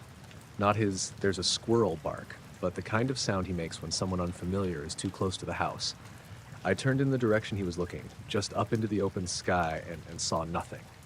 Stars, some wispy clouds, that's it. He started barking then, short, sharp bursts, still staring at the same spot. The hair along his shoulders was standing up. I tilted my head back, trying to follow his gaze. At first, I didn't see anything unusual, and I was about to pull him back toward the house, but then I caught it.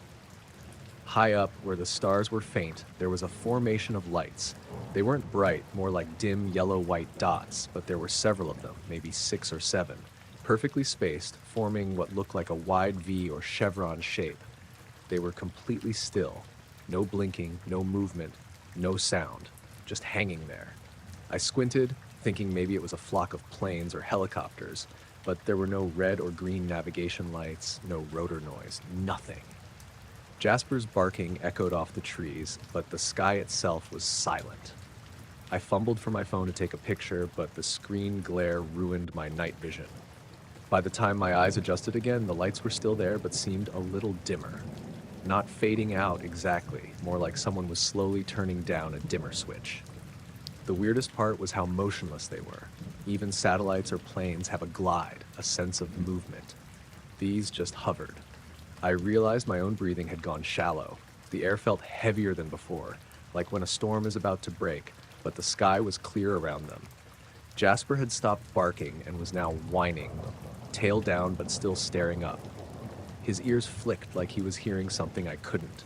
I strained to listen but heard only the distant hum of the street lamp transformer and the blood in my own ears. Then, all at once, the lights blinked out. No gradual fading that time, just gone.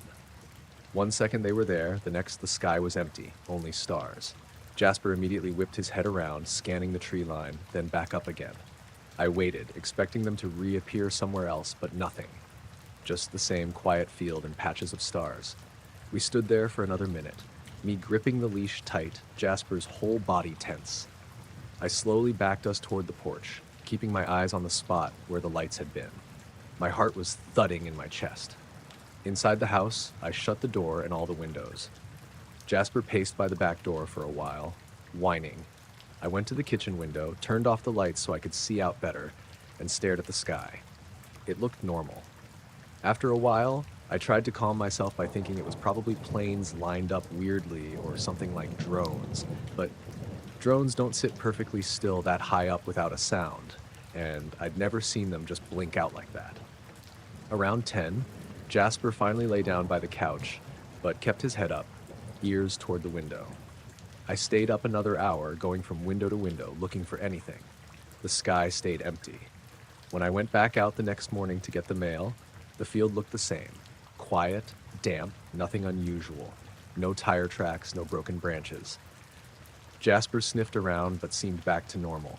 I kept thinking about how those lights didn't move, not even a flicker until the end, and how Jasper knew something was there before I did, staring, growling at what looked like empty sky. It's been a couple of weeks since that night. I still take him out at the same time, but I keep my phone ready now.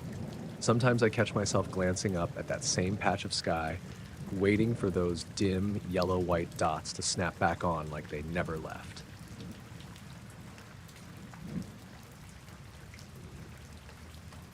It was close to midnight when I left my friend's place outside of Champaign. I'd stayed later than I meant to, just hanging out, drinking coffee, talking about work. I wasn't drunk or tired, just wired and ready to get home. The drive back to Decatur took about an hour, most of it through flat farmland, straight roads with no street lights, nothing but cornfields and the occasional farmhouse light in the distance. The weather was clear and warm for late spring, and the air smelled like rain that never quite came. I remember checking the clock when I pulled onto County Road 14. It was 12:21 a.m. I know that because I'd looked at it and thought, if I don't mess around, I'll be home by 1. That stretch of road is one I've driven dozens of times, and I usually like it. Quiet, no traffic, you can just zone out with some music. That night, though, something about it felt too empty. No other cars, no wind.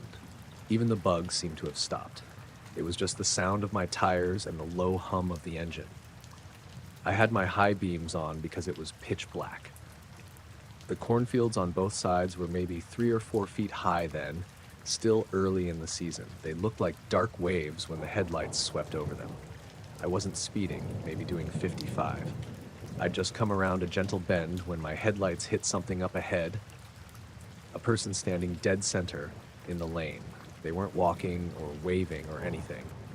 Just standing there, straight-backed, facing me. I only saw them for a second or two before instinct kicked in. I slammed the brakes and jerked the wheel to the right.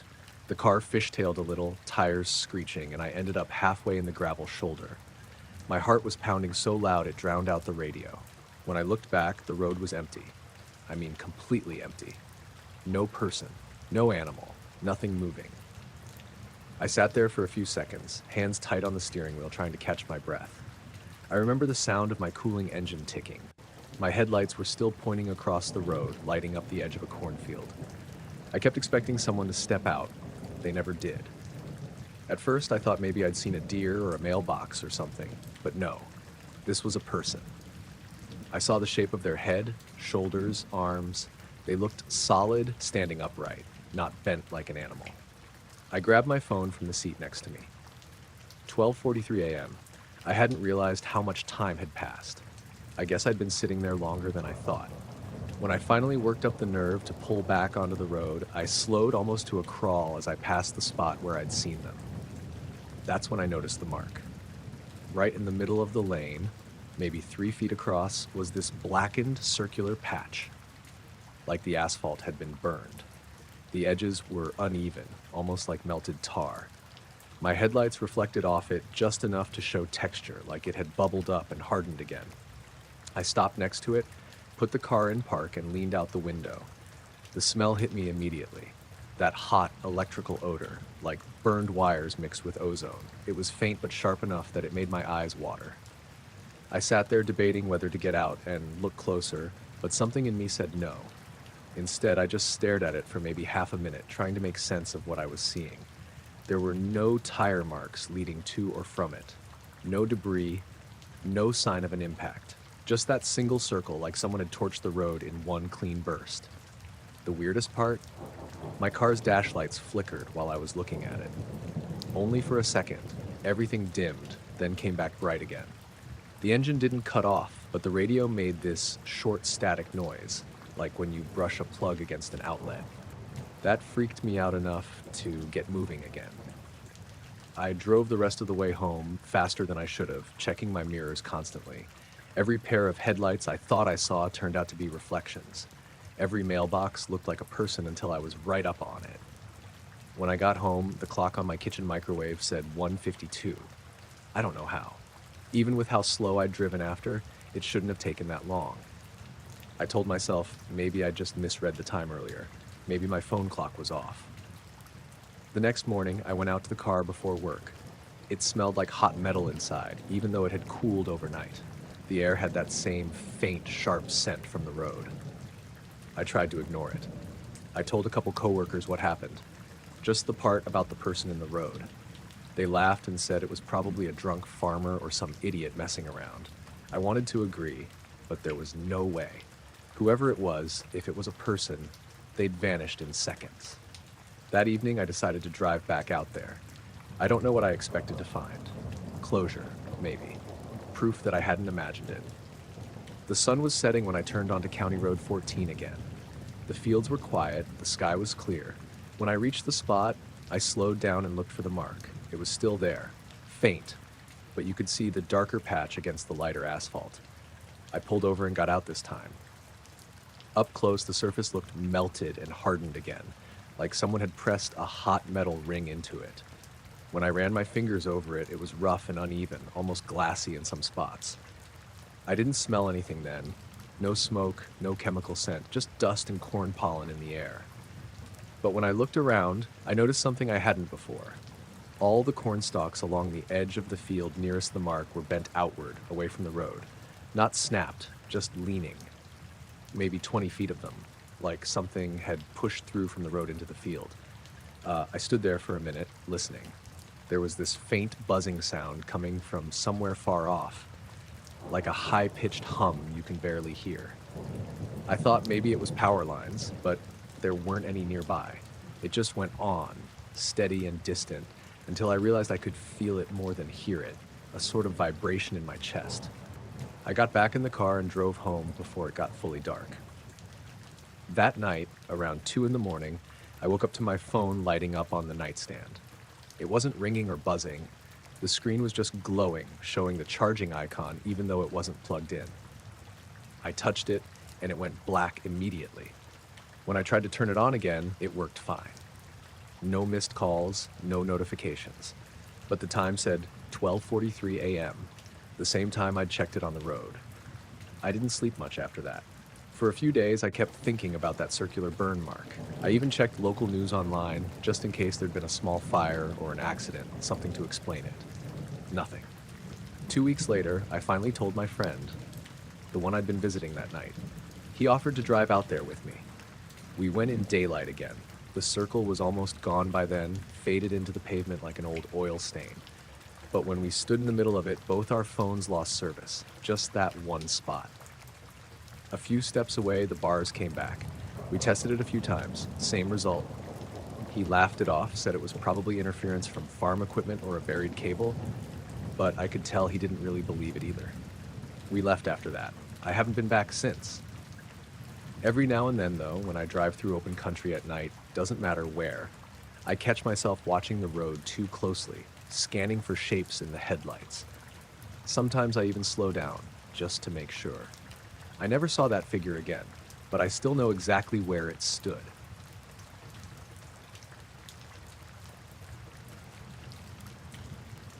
My neighbor, Pete, is one of those guys who notices everything.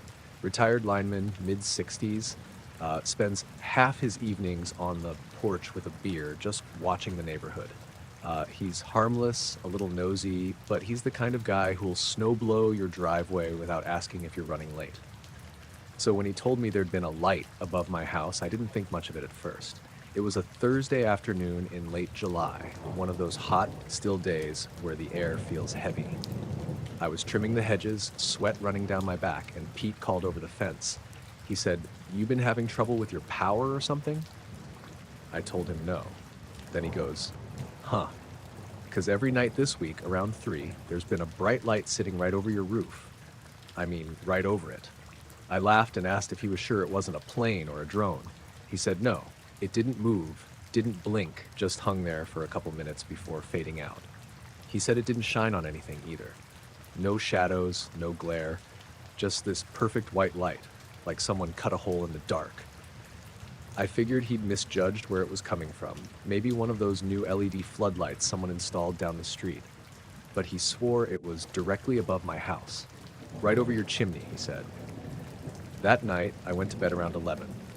The thought crossed my mind, but I didn't stay up. Next morning, Pete waved me down again when I was heading to work. Same thing last night, he said. 3:04 on the dot. You really didn't see it? I told him I was asleep.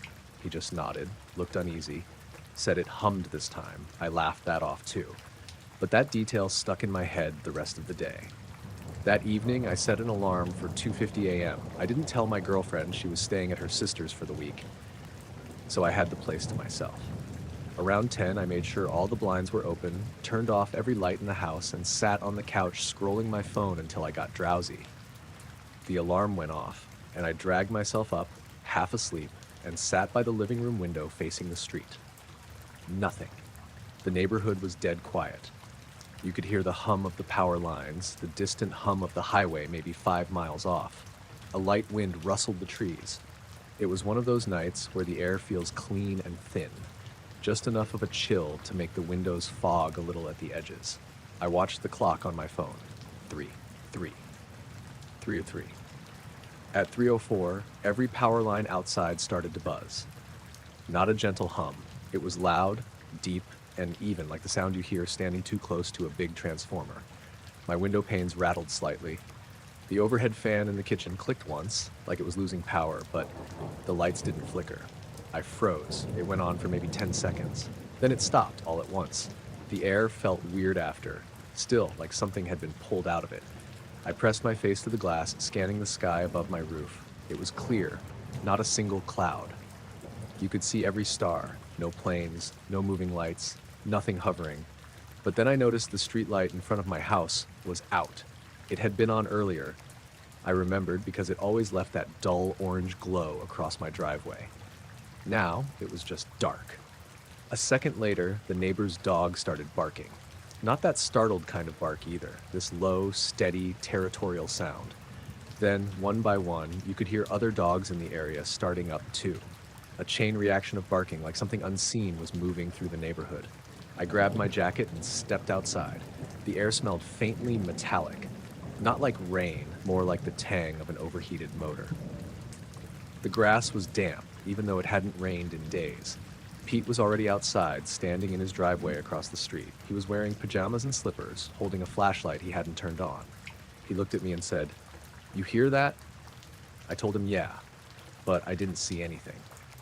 He pointed upward, above my house, and said, "It's gone now. You missed it again." I told him I was watching the whole time, but he just shook his head. Said he saw the light, bright as daylight, sitting right above the ridge of my roof, maybe 30 seconds before I came out. He said it blinked out the instant the buzzing stopped. We both stood there for a while, just listening to the silence between the dogs barking. After a few minutes, the street light flicked back on. Pete looked relieved and said, "Told you." Then he went back inside. I stayed out a bit longer, staring up. The stars looked strange, brighter somehow, like the sky had been wiped clean. I went back in around 3:20, locked the door, and sat in the kitchen drinking water. The house felt too quiet. My phone clock still read 3:04. I reset it and plugged it in, thinking maybe it froze. When I woke up the next morning, it was working fine. The digital clocks on the stove and microwave were both blinking 12. Power must have gone out for a few seconds while I was outside. That night, I almost didn't want to stay up again, but curiosity won. I repeated the whole thing, lights off, blinds open, sitting by the window. At 3:04, it happened again. The hum, exactly the same pitch, same duration. My hair stood on end from the vibration. The metal part of the window frame buzzed under my fingertips, but this time I noticed something new. The shadows outside shifted. Not sharply, just barely, like the light source was changing direction above me. The roof line glowed faintly as if lit from directly overhead, but the street stayed dark. It lasted maybe 5 seconds. I couldn't bring myself to look straight up. I just kept staring at the glowing edge of the shingles. Then it all cut out, the sound, the light, everything. I waited until morning to go outside. The streetlight worked fine again. But in the middle of my backyard, right where the shadow of the house would have been under that light, the grass was discolored, a pale, dry patch, about 6 feet wide, almost circular. I touched it, and it felt brittle, like it had been scorched without heat. I called Pete over later and showed him.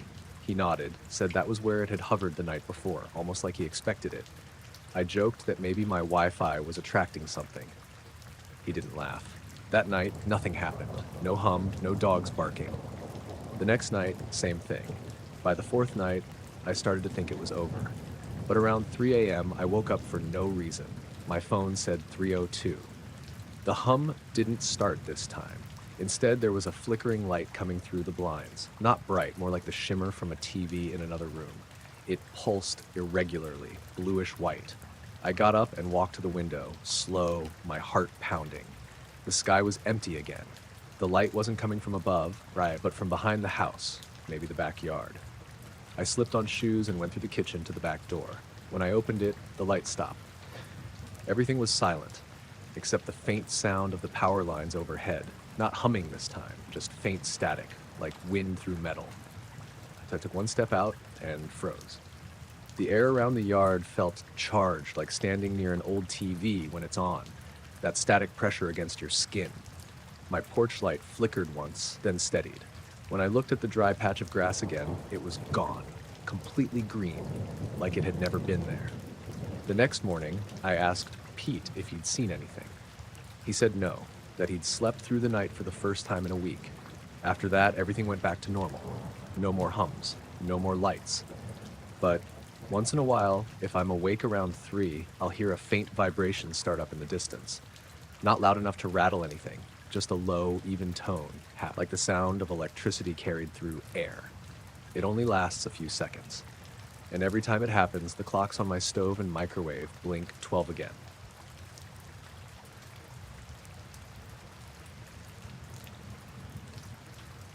It started about 3 weeks ago, right after that big windstorm we had. A few shingles blew off my roof, and I figured that was the worst of it. Until the motion light on my back porch started going off at random times. I live in rural southern Missouri, just outside a small town called Birch Hill. My house backs up to about 4 acres of woods that slope down toward a creek. It's quiet out here. No streetlights, no close neighbors, just me and a lot of raccoons. The first night it happened, I didn't think much of it. It was around midnight, and I was half asleep watching TV when the light flashed through the kitchen window. I figured it was just an animal. They set it off all the time. Rabbits, possums, even wind-blown branches if they're close enough. But after the third night in a row, I started paying attention. It always happened between midnight and 1. The light would flick on, stay on for maybe 15 seconds, then go off again. No sounds, no movement I could see. I finally checked the camera feed. I've got a decent system, motion alerts, night vision, all that. When I scrolled back to the times the light came on, there was nothing there. Well, not nothing. It's hard to describe. The footage looked normal, except for this faint shimmer right near the center of the frame. Like heat rising off asphalt, that wavy distortion you see in the summer. Only this was at night, maybe 40 degrees outside.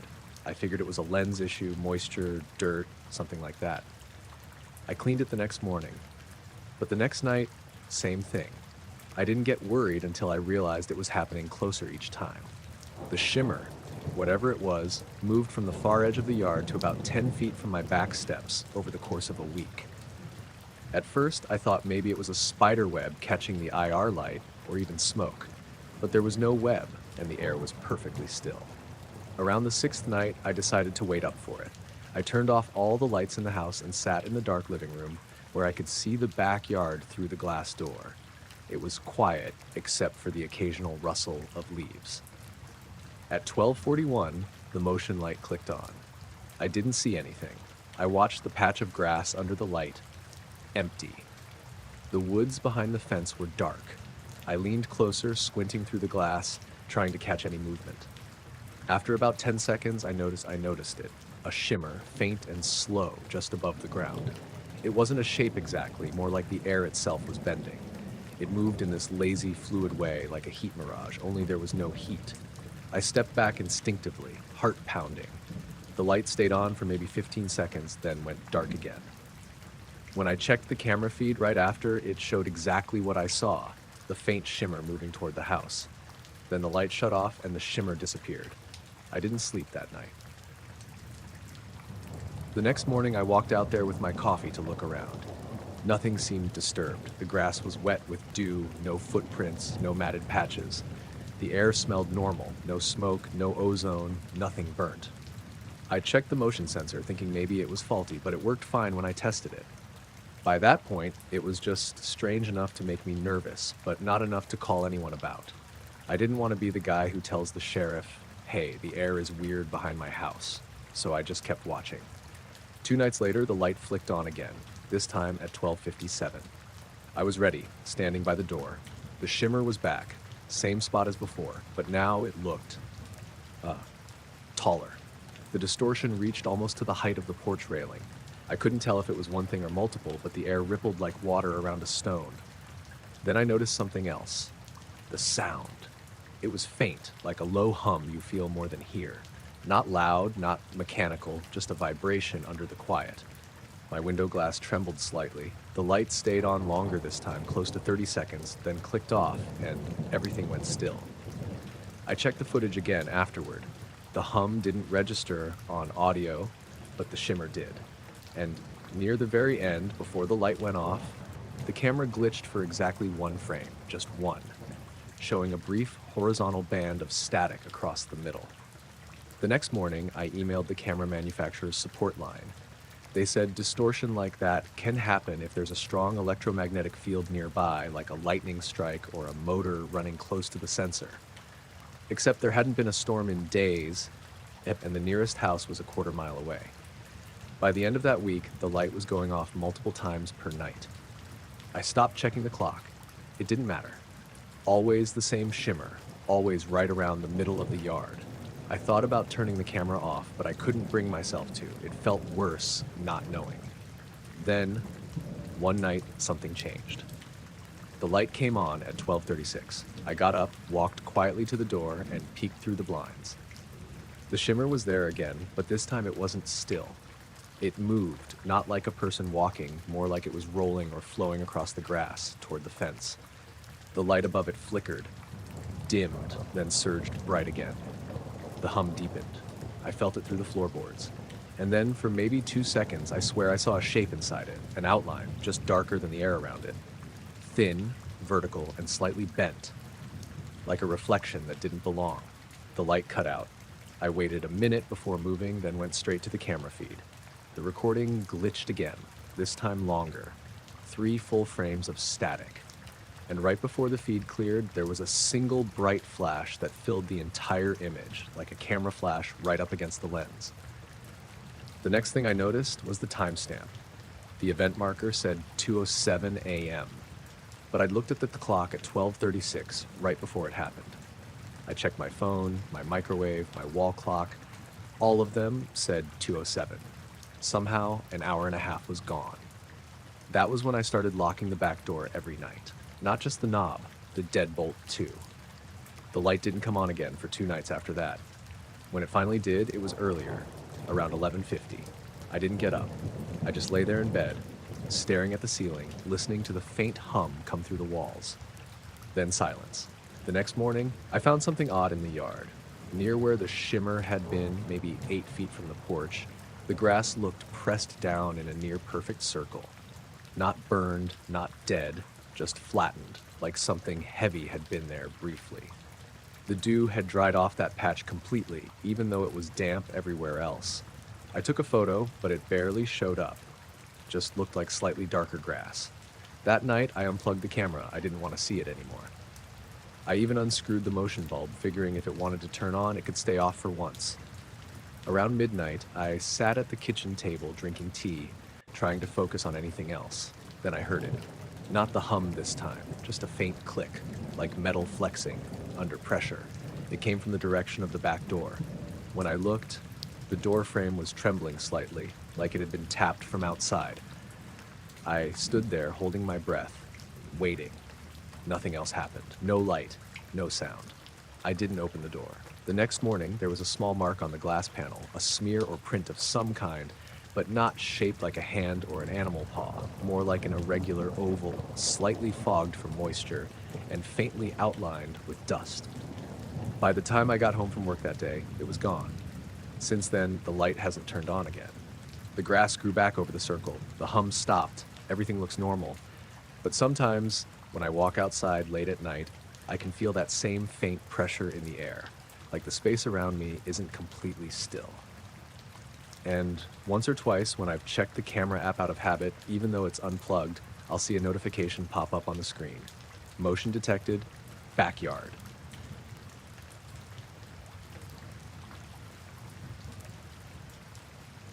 It started somewhere outside of Ukiah, California, on a foggy stretch of Highway 101. I was driving back from a work trip in Eureka to Santa Rosa, where I live. It was late, close to midnight, and I'd been on the road for hours. The fog rolled in around Willits, that thick coastal kind that feels like it swallows everything. You can't see more than 20 feet ahead, and the high beams just make it worse, bouncing the light back at you. I wasn't even supposed to be driving that night. I'd planned to stay over at a cheap motel and head home in the morning, but I couldn't sleep, so I figured I'd just get a head start. I'd done that drive dozens of times. 2-lane highway, winding through forested hills, sometimes opening up into farmland or small towns. But that night, it felt different. Quieter, like the fog muted everything. Even the sound of my tires on the road seemed distant. About halfway between Willits and Laytonville, I lost the radio, just static. I thought maybe I'd hit a dead zone, so I scanned through stations. Nothing but white noise all the way across the dial. That wasn't too weird. It happens out there. But then the dashboard clock caught my eye. It jumped. I don't mean I looked away and saw it was later. I mean I watched it change. It flickered, then went from 12:14 to 12:26. Just like that. 12 minutes gone. My phone, which was plugged into the charger, still said 12:14. I checked it twice, thinking maybe I was half asleep, but the car clock stayed 12 minutes ahead. I tried to shake it off. Cars glitch sometimes. Maybe the power flickered. But I couldn't stop thinking about it. The fog was so dense it looked like smoke in the headlights, and the road markings were barely visible. I slowed down to maybe 35. I didn't want to pull over. There were no lights, no other cars, just fog and trees pressing in on both sides. A few miles later, I saw a green highway sign through the haze. The reflective letters were faint, but I made out Laytonville 14. The sign looked newer than the others, clean, almost glowing. I remember that detail because it stood out. But as I passed it, something about the layout seemed wrong. The mileage was in the wrong spot, like the text was rearranged. I told myself maybe Caltrans replaced it recently. Still, it stuck in my head. Then I noticed there weren't any road reflectors on the shoulder anymore. The white posts with the little red rectangles? Gone. The center line didn't have the usual gaps either. Just a solid, faded yellow line stretching endlessly forward. I drove another few minutes and saw headlights behind me. I felt relief at first. It was the first car I'd seen in almost half an hour. But the lights didn't behave right. They stayed way back, just 2 faint white orbs in the fog, perfectly spaced. I expected them to gain on me or drop back, but they didn't.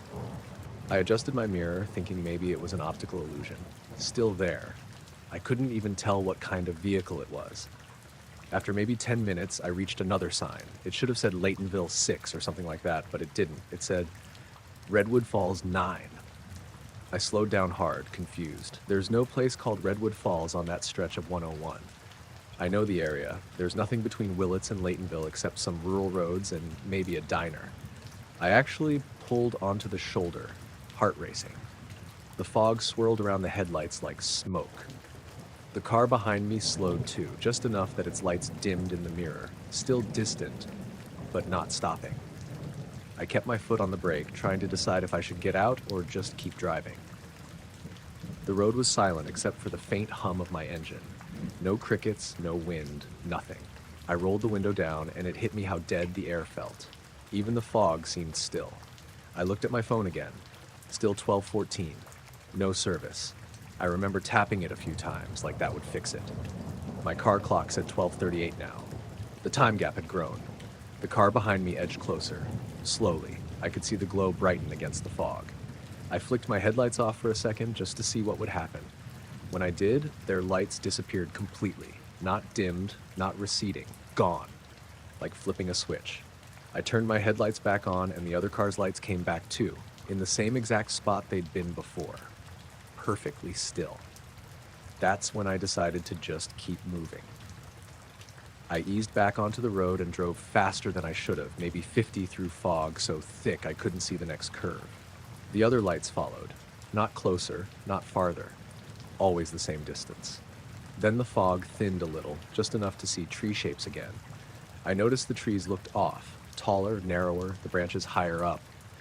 The whole forest looked foreign. I didn't recognize any of it, and I'd driven that highway 100 times. The asphalt even looked darker, smoother, like it had just been repaved. After maybe 20 more minutes, I passed a sign for Redwood Falls 3. I slowed down again, scanning for turnoffs, but there weren't any. Just the same endless blacktop and that faint light behind me. I started feeling this pressure in my ears, like when you drive up a mountain. I swallowed a few times, but it didn't help. The fog seemed to pulse with the hum of my tires, like the whole world was vibrating slightly. Then the headlights behind me blinked out. No fade, no distance, just gone. I pulled over again, adrenaline pounding. I turned off my headlights, my engine, everything. The fog glowed faintly from the dash lights, but outside it was pure black. I waited, maybe a minute, maybe 5. No sound. When I finally started the car again, the clock read 1:09. My phone said 12:18. That's when I noticed the fog was clearing. It just lifted. The trees came back into view, shorter now, familiar-looking pines. I drove forward slowly, and after a few minutes I saw another green sign, Laytonville 9. I swear it was the same stretch of road I'd started on. Same cracks in the pavement, same bend in the lane markers. I pulled over at a turnout and just sat there. Checked my phone again, full service now. Time read 12:32. I texted my wife, just something like almost home, fog's bad. When I got home around 2:30, I checked Google Maps for Redwood Falls. Nothing. No town, no landmark, nothing. The next morning, I went out to my car and noticed my dash clock still said 12 minutes ahead. I reset it manually. 2 days later, it was 12 minutes ahead again. I tried to tell my coworker about it. He's driven that route plenty, but he just shrugged and said maybe I was tired or missed an exit. But there's no alternate route, no detours that lead back to 101 like that. I looked. I haven't driven that stretch at night since. Once a few weeks later, I thought about trying to find Redwood Falls again in daylight, just to prove to myself it wasn't real. But every time I think about that fog, and that moment the radio went dead and the clock jumped, something in my chest tightens. So I haven't gone back.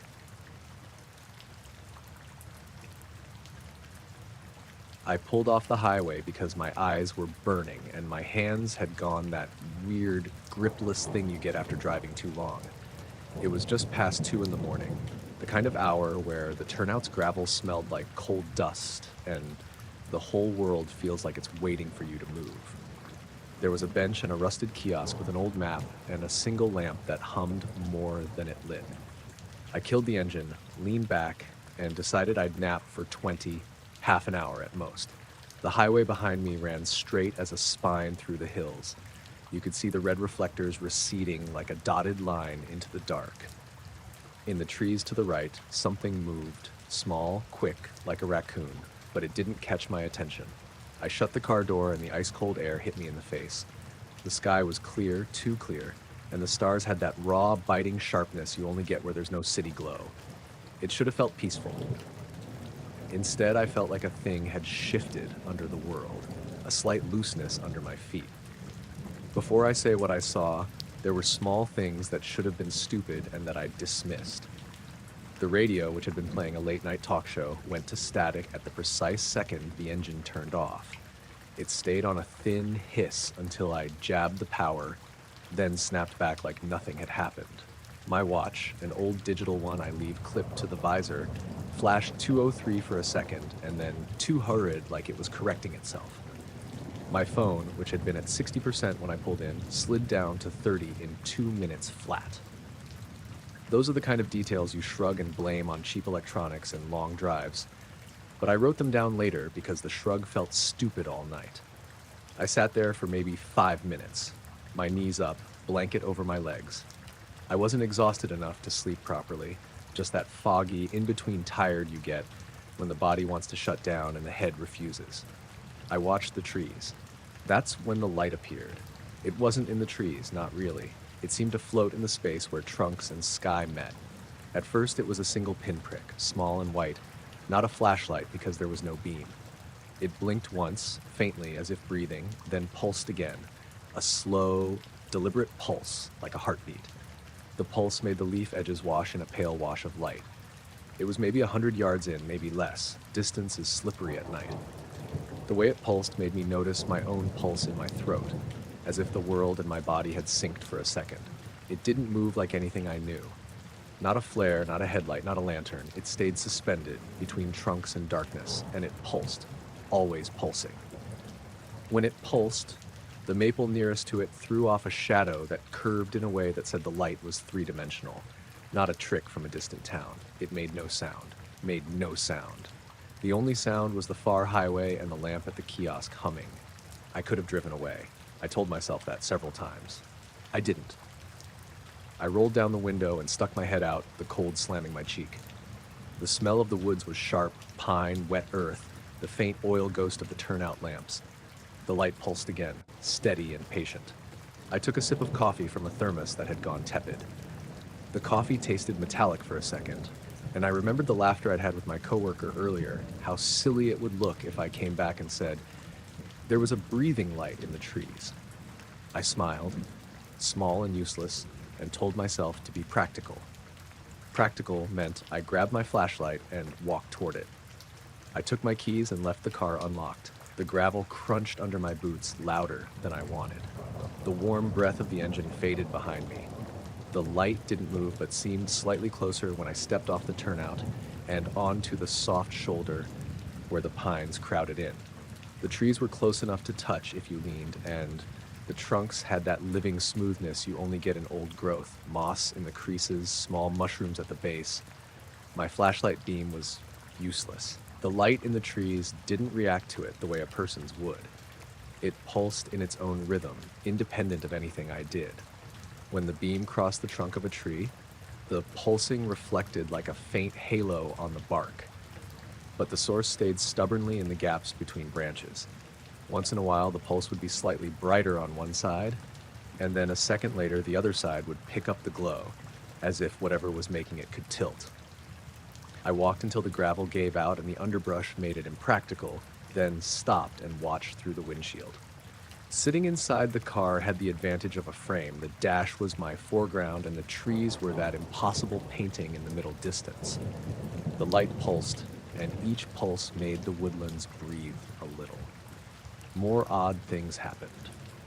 My phone camera refused to focus on the glow.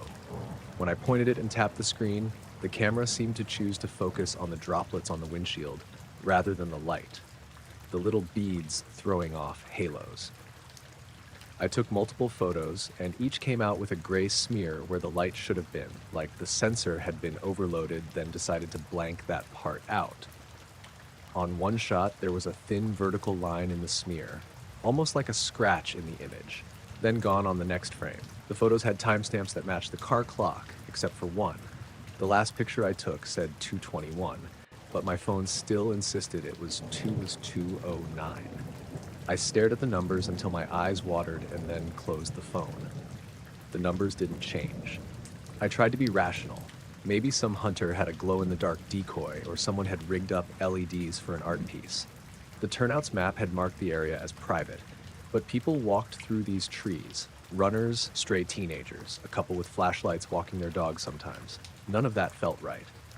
A wind brushed through and the pines sighed. When the wind pushed through, the light didn't sway on a branch. It steadied, as if resisting. That resistance made my skin prickle. The deeper the silence, the louder my thoughts got. The highway had receded to a thin thread. I could hear a single moth beating itself against the glass in the lamp's light near the kiosk. Otherwise, nothing. I thought about going back to the car and sleeping. I thought about calling someone who I didn't know.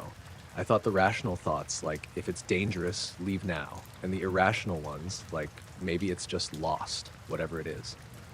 I sat on the hood, my breath making clouds, and watched. At one point, the light pulsed faster, just a touch, an accelerando, and I felt my knees give out in a slow sigh. The air inside the car seemed to thicken. It was the kind of pressure you notice in your sinuses, like the quiet before a jet lands. My knees went weak enough that I had to grip the edge of the hood. I realized then that the pulse had set a rhythm I'd unconsciously matched. My fingers tightened and loosened to the beat. Then, impossibly mundane, another car came by on the highway, headlights sweeping the turnout for an instant. The light in the trees dimmed with the oncoming glare, and the pulse paused for the time the headlights crossed, as if timing itself to the world. When the car passed, the pulsing resumed from where it had stopped. The fact that it could pause and restart with the traffic made me think it was aware, or at least responsive to outside stimuli, and that thought did something icy down my spine. I filmed it with the dash cam next because my phone photos had gone weird. The dash cam recorded neat, grainy footage with a tiny timestamp in the corner. The one thing that feels reassuringly factual in nights like that. On playback later, the footage showed the light exactly where I'd seen it, pulsing, and the timestamp marched along like always, 2:10, 2:11, 2:12. Until, in the middle of a pulse, the timestamp stuttered for one frame and then jumped 5 minutes. The frame didn't cut. The image didn't skip. The only thing different was the number in the corner. I rewound until I'd memorized the jump. I checked the dashcam settings. I checked the file info. The parabola of the pulse held exactly the same between both times the numbers displayed different minutes. I shut the laptop and went to make coffee I didn't drink. By then, the fog had started to creep in low to the ground, thin fingers curling between trunks. When fog comes at night, it steals your sense of depth. Distances flatten into an endless wash. The light kept pulsing, patient as ever. And sometimes the fog caught the pulse and showed it like a pale skin across the trunks, and then the fog would swallow it whole again. When I walked back to the car, I found a faint smear across the lower windshield, like someone had dragged a finger through the glass from the outside. It wasn't wet in the way rain would make glass wet. It left a powdery streak that didn't come off with a single swipe. I wiped it with my sleeve, and a little gray dust came away and smudged on my skin. I blew on it, and the air tasted faintly of iron. I stayed until the pulse slowed and settled into longer gaps. For a long time, I sat with the engine off, hands warm in my pockets, watching the trees breathe in light and out darkness. At some point, I realized that my phone had gained signal back. I checked the time, 2:54. I checked the dashcam file again. The timestamp matched. The strange little 5-minute idiocy had resolved into straight time. Nothing had happened to the file. There was just a jump in the corner that I could show anyone, and they'd say it was a quirk of cheap hardware. Maybe it was. I drove off the turnout the way you always drive away from a place where you've been foolish, too fast for comfort, eyes on the mirrors. The light stayed behind, small and patient, pulsing in the trees until the highway took a bend and it was swallowed by darkness. In the rear view, my own headlights made a gray tunnel that eventually left only the highway and me. My hands were a little shaky when I merged. I slept in my bed that morning, and Daisy, my neighbor's dog I'd been walking earlier in the day, she who had energetic smells and a wag with a mind of its own, found her spot at my feet. I made coffee and thought about the smear on the windshield and the dashcam timestamp that had jumped, and the way the trees had resisted being moved by the wind. None of it added up to anything explainable. When I took my car in for an oil change a few days later, the mechanic pointed out a thin streak on the hood. He said it looked like sap or salt and asked if I'd driven through anything. I told him no, and he shrugged and wiped it with a rag. The rag came away gray for a second and then clean. He didn't ask further. I don't go back to that turnout. There's no reason beyond the simple, stubborn thing inside me that likes to keep a margin of sanity. I slept there and I woke and I left, and that's the way it was supposed to be. Sometimes, when I'm on long drives at night now, I find myself looking for that small pulse in the trees at the edge of my peripheral vision. expecting to see it waiting. Mostly, I don't see anything. Once or twice, I've caught a pale blink of something between trunks and told myself it was an owl, or a distant farm lantern, or the trick of a tired eye. I tell myself practical things because that's the only way to get through a morning after a night where the world behaved like it had a secret of its own. If anything else like that happens to me, if a light that breathes shows up again, or the dashcam numbers skip, or my mug tastes like metal for no reason, I'll park somewhere and wait until morning. For now, I have the smeared rag in the glove box and a dashcam file with one small, stubborn jump in the corner. That's all I have beyond the memory of a light that pulsed like a living thing inside the trees and the strange, impossible hush when it did.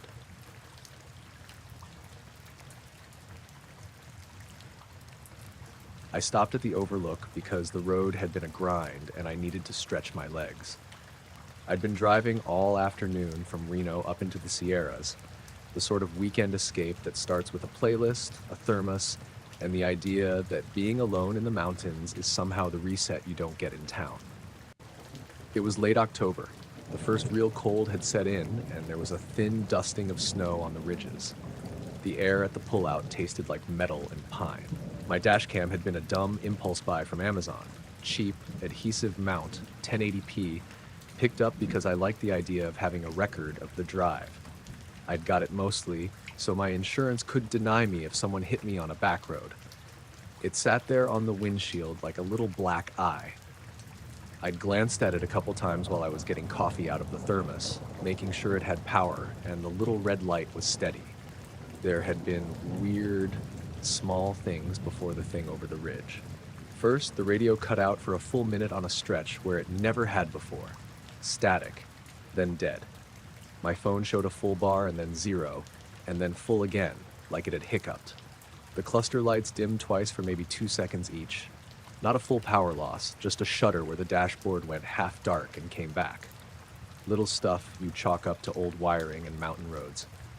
I sat on the bumper and pulled my jacket tighter. The overlook looked down a valley rim where you could see the next ridge over and the highway curling off into a canyon. The sky was clear, stars starting to prick through purple dusk. There were no lights on the opposite ridge, just the pale wash of snow and dark trees. A hawk or something had been circling earlier, but it had gone.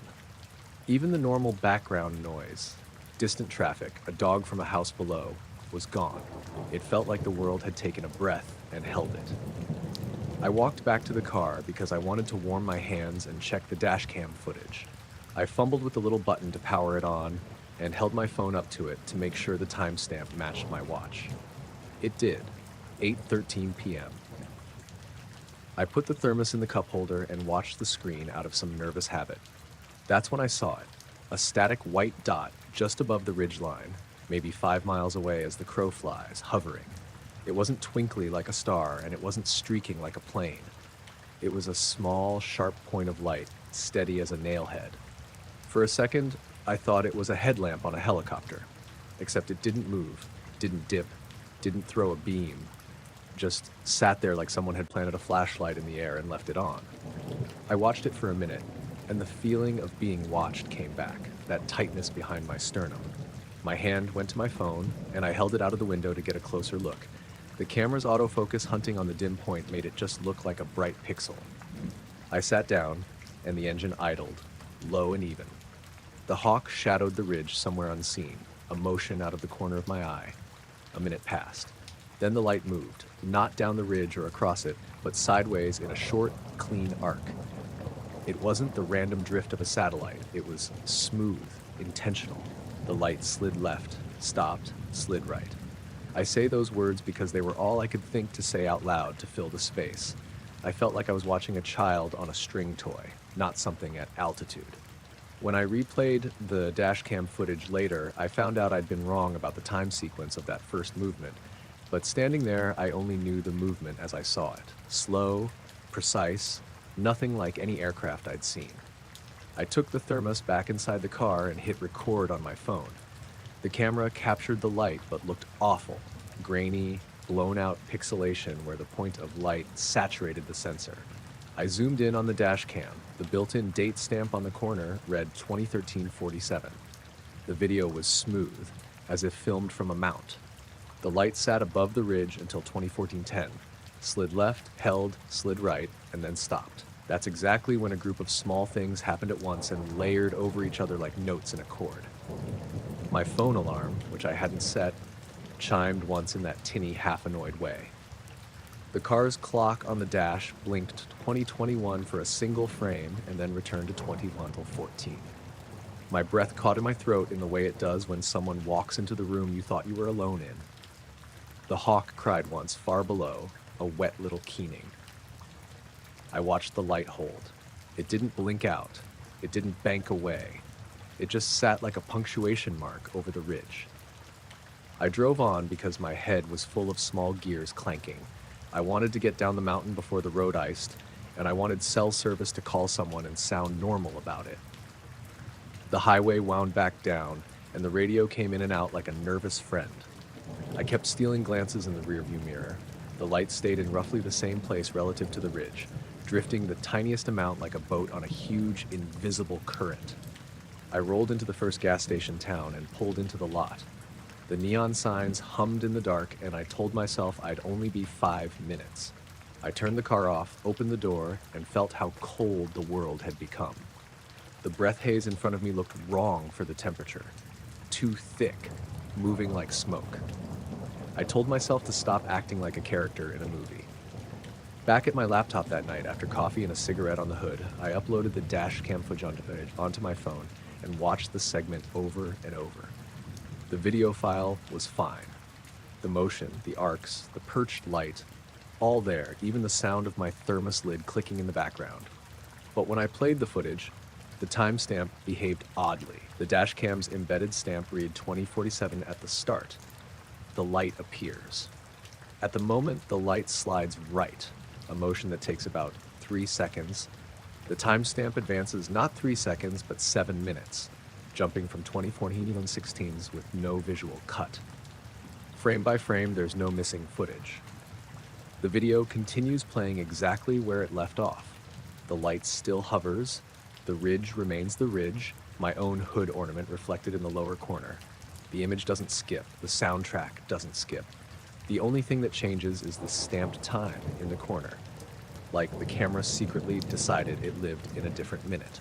I watched it several times, thinking I'd misread the numbers until my eyes hurt from squinting.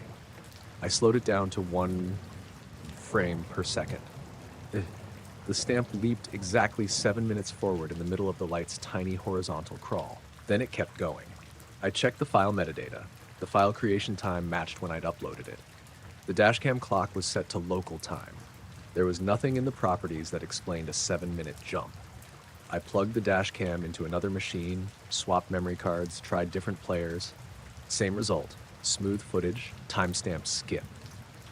I told a friend, Jess, who works nights in a hospital and believes in weird things only as a way to avoid being scared by them, and she asked if I'd checked the dashcam firmware. I thought I had, but I updated it anyway. No effect. I took the SD card out and looked at it under a loop. No fingerprints, nothing. It was warm when I removed it, oddly warm long after I'd been sitting with my hands in mittens in the cold. After that night, the small anomalies stayed with me like thistles. My car's clock would be a minute or two off for a day at a time. My phone would drop calls exactly when I'd be about to describe the moment I'd seen the light, and then reconnect a few minutes later with no missed call log. At work, someone would ask if I was sleeping okay, and I would tell them yes, because you always say yes. But I'd think about the stamped jump, the way that single digital number could be wrong, while the rest of the world kept humming the same tune. A few weeks later, my buddy Rob and I drove back up to the overlook at dawn because I needed to see the ridge in daylight. We parked and stood looking. The place looked ordinary, all scrub and snow and the thin strip of highway like a sewn seam down a coat. We found a small patch of pine sap on the shoulder where my thermos must have rested. There were no prints other than ours. No scorch on the brush.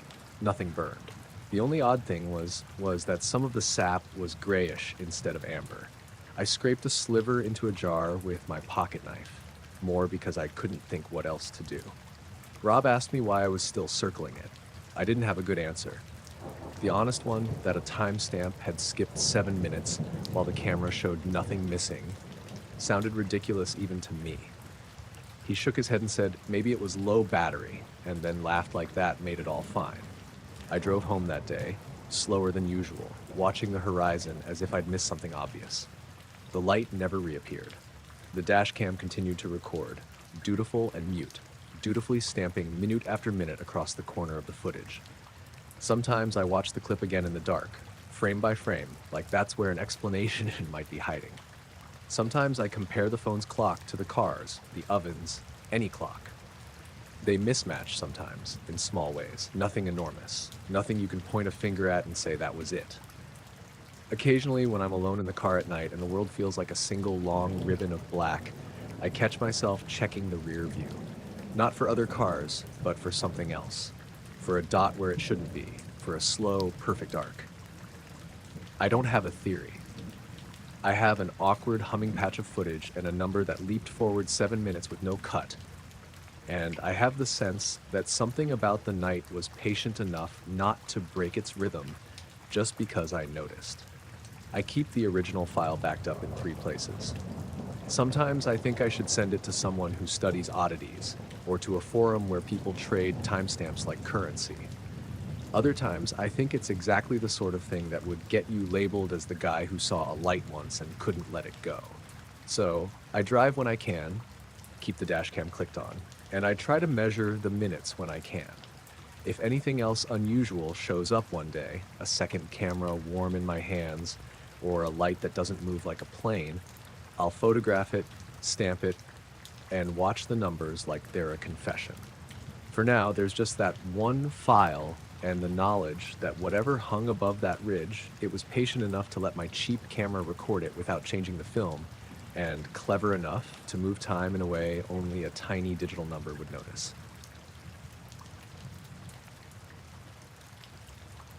It started with the porch light failing. I remember that because I was standing on the steps rinsing out a glass jar watching the last of the sunset fade behind the maples. It was late July and the front yard smelled like cut grass and the neighbor's barbecue. My phone said 9:13 p.m. The light over my door blinked once, twice, and then everything beyond the porch went dark in a way that felt immediate. Not a gradual dim, but a clean cigarette burn cut to night. For a second, I thought it was just my bulb. Then the house across the street went black, then the whole row. The streetlights clicked off like they'd been switched. The engine noise from the highway thinned until it was nothing. My phone's screen brightened in my hand because it was the only light for a block. I set the jar in the sink and walked to the driveway. The power outage was neighborhood-wide.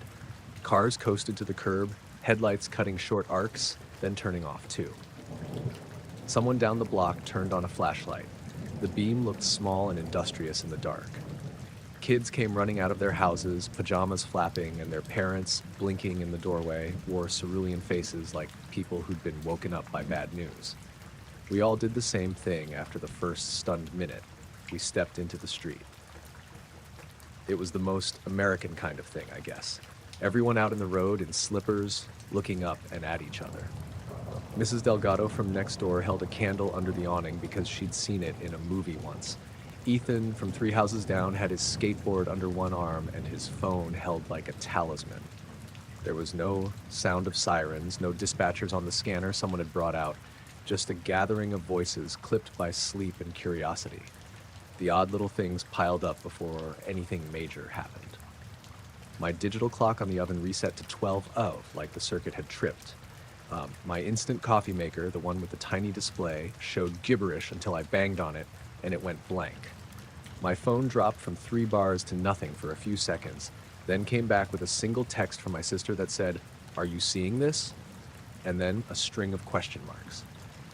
Dogs began to bark all at once in a low, urgent way. Not the playful yips, but that deep, pointed barking that makes you look over your shoulder. A dozen dogs somewhere down the block howled once like a choir. We stood there in a loose ring, lanterns and candles and phone screens making little islands of light, and the sky above was impossibly vast. No airplane trails, no orange haze from the city.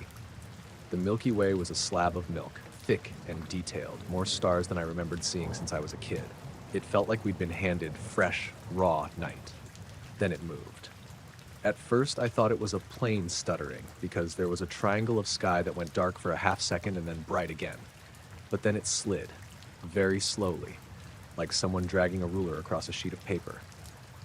The patch of darker sky maintained a triangular outline, edges crisp against the stars, but it wasn't a shadow from a cloud. The stars were gone where it passed. They simply vanished, as if someone had peeled back a tiny piece of the heavens and put a black card in its place. People said things then. What the hell? Is that a weather balloon? And the words broke on their way out because no one could make a theory that fit what we were seeing. Ethan raised his phone and tried to film. The screen showed the triangle at first. Then when he zoomed in, it turned to a smear of gray, like the camera couldn't decide what to do with it. He swore and pointed. The band of darkness moved a hair to the left. There was no sound. No hum, no distant engine, not even the high whine of a chopper. The dogs barked, then fell silent.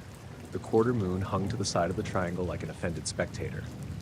The shape moved with a slow, methodical grace, the tip leading, the base trailing, crossing from one side of the sky to the other in a way that made everyone's necks ache. I remember thinking about light meters and exposure and the way a camera tries to interpret a scene. A few people kept trying to photograph it. On every phone, the result was the same. If the camera exposed for the stars, the triangle was absolute black, no detail. If it exposed for the triangle, the stars around it burned out into snow. The analog cameras, the old manual on Mrs. Delgado's shelf that someone brought out with trembling hands, showed a negative like someone had scratched the emulsion.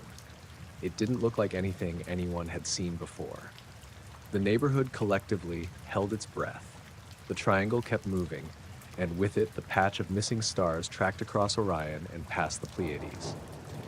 When it moved over the gas station's sign, the red neon flickered and held, as if it were suddenly rethinking color. The street lamps, the ones that had gone out with the rest of the grid, stayed dark. If there had been any sound at all, it might have been the soft rustle of someone shifting on grass, the sound of shoes on asphalt when someone paced and went back to looking up. At one point, as the triangle passed over the far oak and then the river beyond, the sky around it bent very slightly. Not like heat haze, there was no heat. More like the stars near the leading edge stretched a little toward the form, as if gravity was a hand tugging at pinpricks of light. I noticed it and said it out loud, and two other people echoed it at once. Then, a minute later, a humming note arrived under everything. It was faint and steady, like a tuning fork somewhere in the ground. It made the wine glass in my hand quiver. The sound didn't come from the triangle. It arrived at the same time from multiple directions, like it belonged to the whole neighborhood. When the humming started, a man on the corner, I had seen him at the mailboxes earlier. He had a name tag that said Paul, turned on his truck radio because habit, and the radio answered with a thin band of static that fell into the same pitch as the hum. He shut it off right away and laid a hand on the hood, looking as small as the rest of us. The triangle kept moving, exactly the width of 2 or 3 constellations at once, and the space it occupied was darker than anything I'd ever seen. Not a deeper black, but an absence.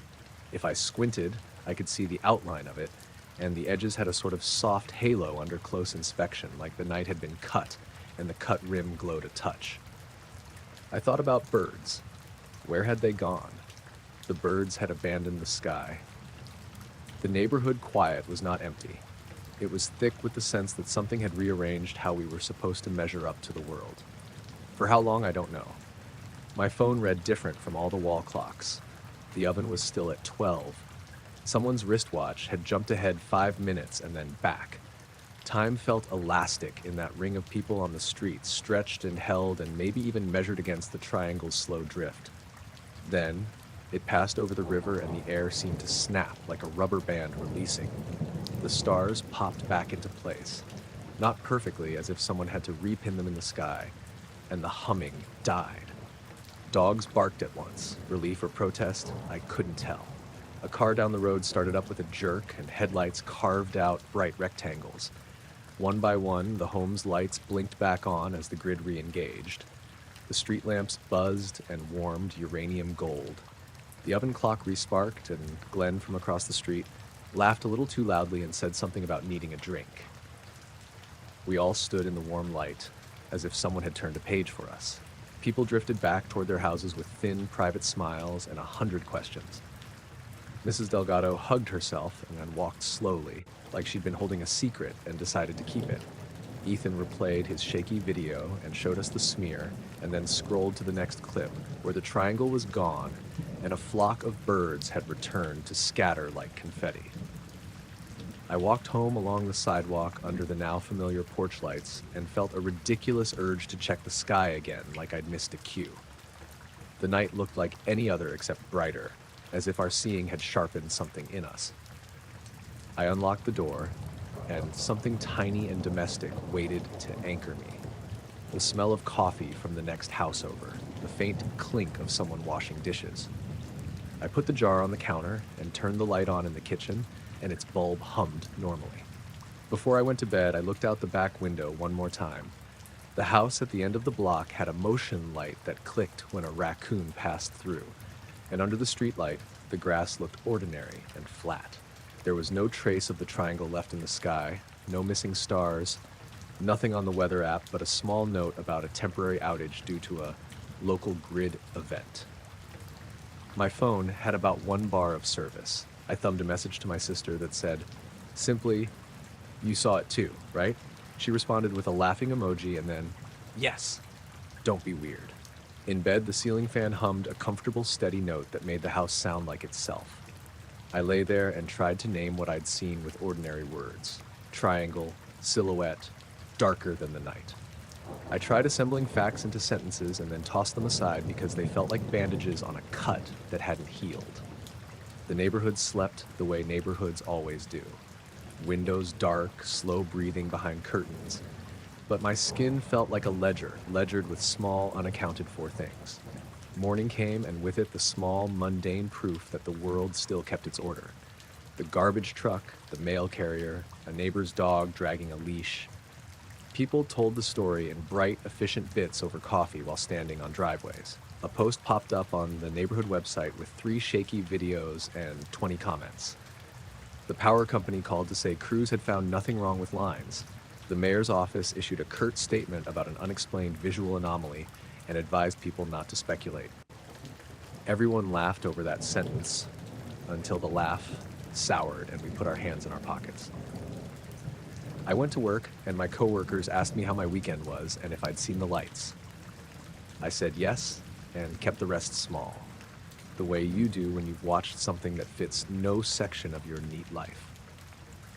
At lunch, I stepped outside and looked up. The sky was clear and normal, a shorthand blue. I took pictures of it like a joke, like proof that clouds obey the day. They did. At night, since then, I drive a little slower through my neighborhood. I stop at the corner and look up at the same patch of sky where the triangle slid, or at least where I remembered it. Sometimes I see a plane, an honest contrail. Sometimes there's nothing at all. The stars are there, big and patient. The memory of that black triangular cut across them sits in me like a note whose melody I can't finish. I don't have a neat ending for it. I only have the streetlight glow, the dog's sudden chorus, and the way the whole neighborhood gathered out in slippers to look up and try to make sense together.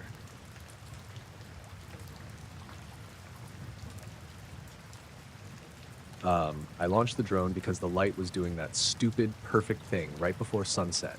The kind of soft, oily gold that makes cliffs look like they belong in a travel brochure. I'd driven up the coast alone, like I did when I needed to not think about emails and bills. The place was a little cove north of Mendocino, a stretch of rock and scrub you have to hike down to if you want it all to yourself. The wind was low, the ocean was flat enough to mirror the sky, and I set the controller on my knee and pushed the sticks. The drone was in Mavic Air 2. Nothing exotic, but good enough that the footage usually looked nicer than anything I shot with my phone. I prepped it the usual way.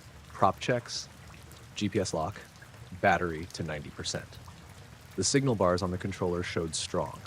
I remember thinking how nice it would be to get a wide sweep of the cove, the cliffs, the foam, how small a person looked walking that shoreline. I clipped the prop guard on out of habit, even though I never used it on open water, because there's a comfort in ritual. At first, everything was normal. The drone lifted, snapped into position a little above the cliff lip, and I eased it forward along the coast. The camera feed was buttery. You could see the wet sheen on the rocks, the dark tongue of kelp drifting like a slow shadow. I dipped the drone lower to get the surf lines and a little patch of sand that looked like a pale thumbprint.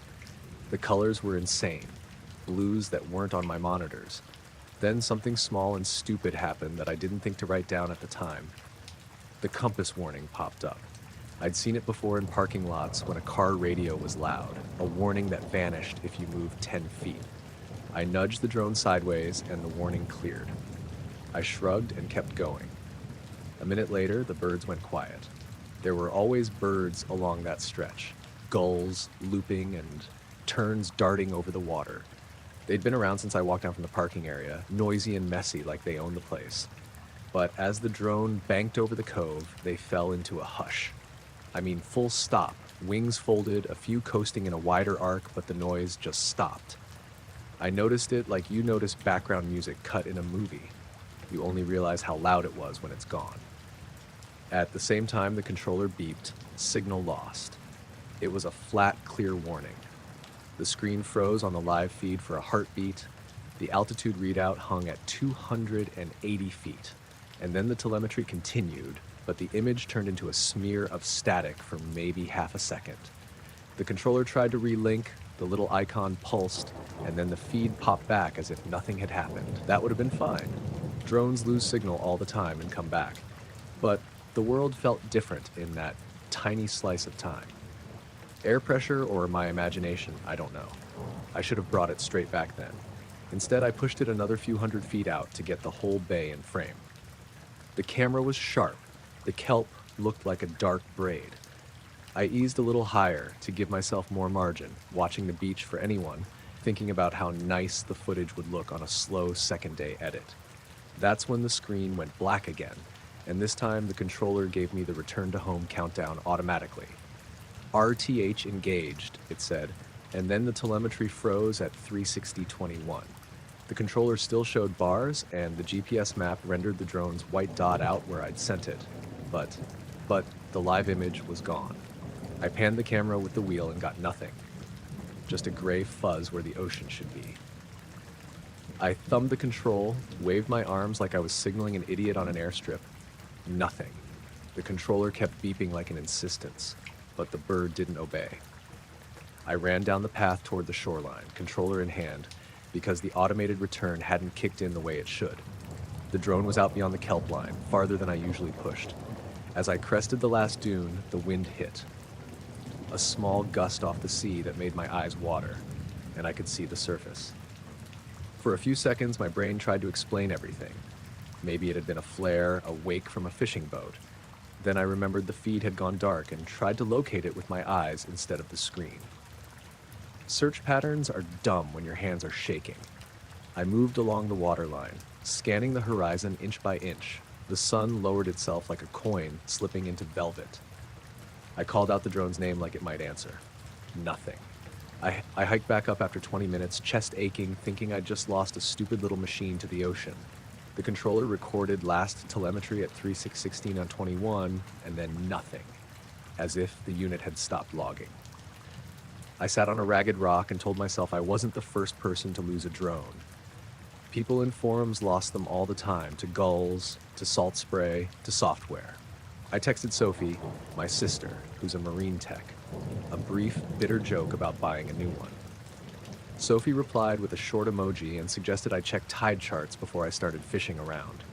I laughed at myself and did, and realized the tide was definitely heading out. If the drone had fallen into shallow kelp beds, it might have beached on a rock now. That made me feel better enough to go looking at low tide. I walked the black sand and the slick rocks until my ankles got wet. Then, about 40 minutes after I'd first lost the signal, something caught in the kelp and the white shell of the drone bobbed up. It was tangled, one prop snapped, one arm gouged, but it was there. the little orange case streaked with seaweed. I dragged it up onto flat rock and sat down hard. The drone's chassis was warm, oddly warm, like it had sat near a heater. I popped the SD card out with numb fingers and waited for it to dry a minute before sliding it into my phone adapter. The video file opened, and the first frame made me laugh. Grainy ocean, the drone's own shadow over a patch of gray water. I scrolled forward to when I remembered the feed dying. At 03614, the footage was normal. The drone drifted on its station, the camera showing kelp and foam. Then, between 320 and 22, the image below the drone cut to a texture I can't name at speed. It was dark and moving, not like a boat wake or a school of fish. It wasn't water. For one frame, the whole screen filled with an almost matte black, like someone had dropped a wide piece of cloth over the lens from beneath. Then, in the next second, the camera recorded something passing underneath that blocked the entire ground. Not a shadow from above, but something with mass and edges, moving headlong across the frame. You can tell when footage is fake, when it's composited. This didn't have that uncanny flattening. The way the light wrapped and fell around it, the way small bubbles and foam clung to the edges for a fraction of a second, the refraction at the margins. All of it read like something real and wet and impossibly large had moved between the lens and the world. I scrubbed through the clip a dozen times until my thumb cramped.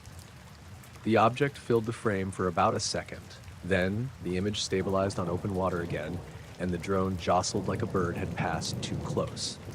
There was no roar, no sound picked up by the microphone except the faint hiss of wind. The timestamp jumped.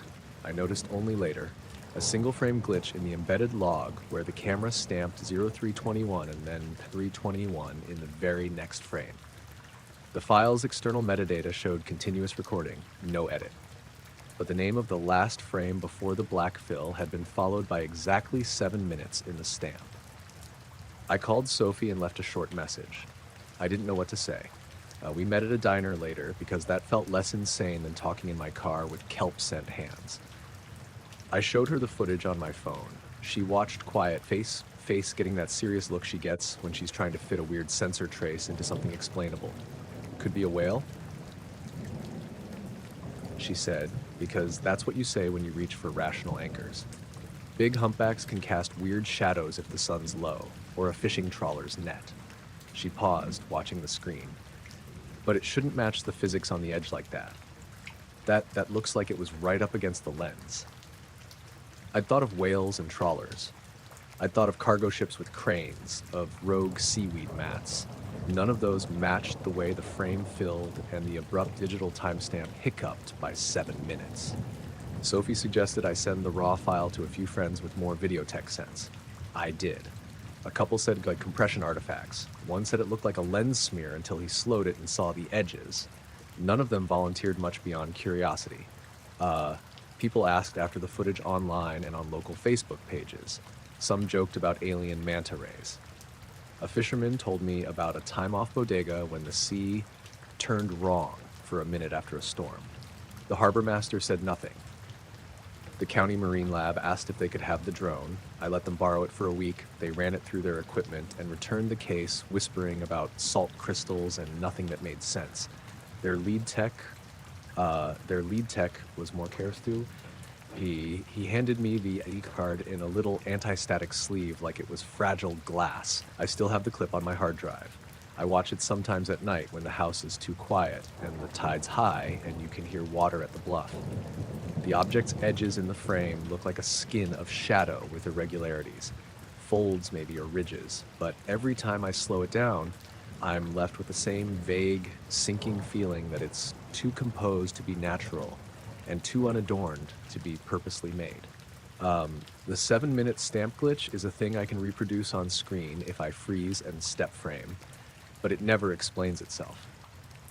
I kept the battered drone partly because it cost money, partly because I couldn't bear the idea of throwing it away, like whatever had happened could be dismissed. If anything else about that night is true, it's this. I launched a little machine into an ordinary sky, and for a breath it saw something enormous and quiet pass beneath it, something that didn't bother to make noise or waves the way I expected, and then the footage returned to making surf look lovely again.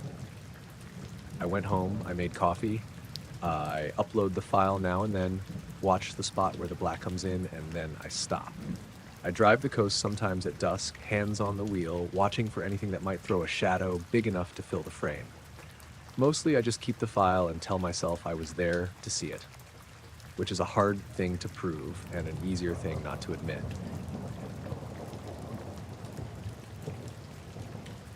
I drove out to my grandmother's place because the forecast said the shower would be good.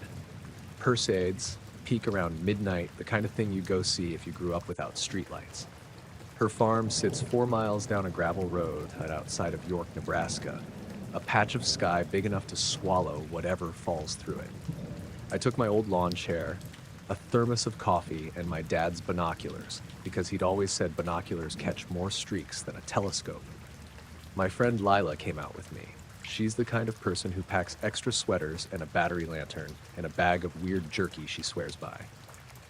We set up behind the old corn crib where the ground dips and the horizon cuts clean.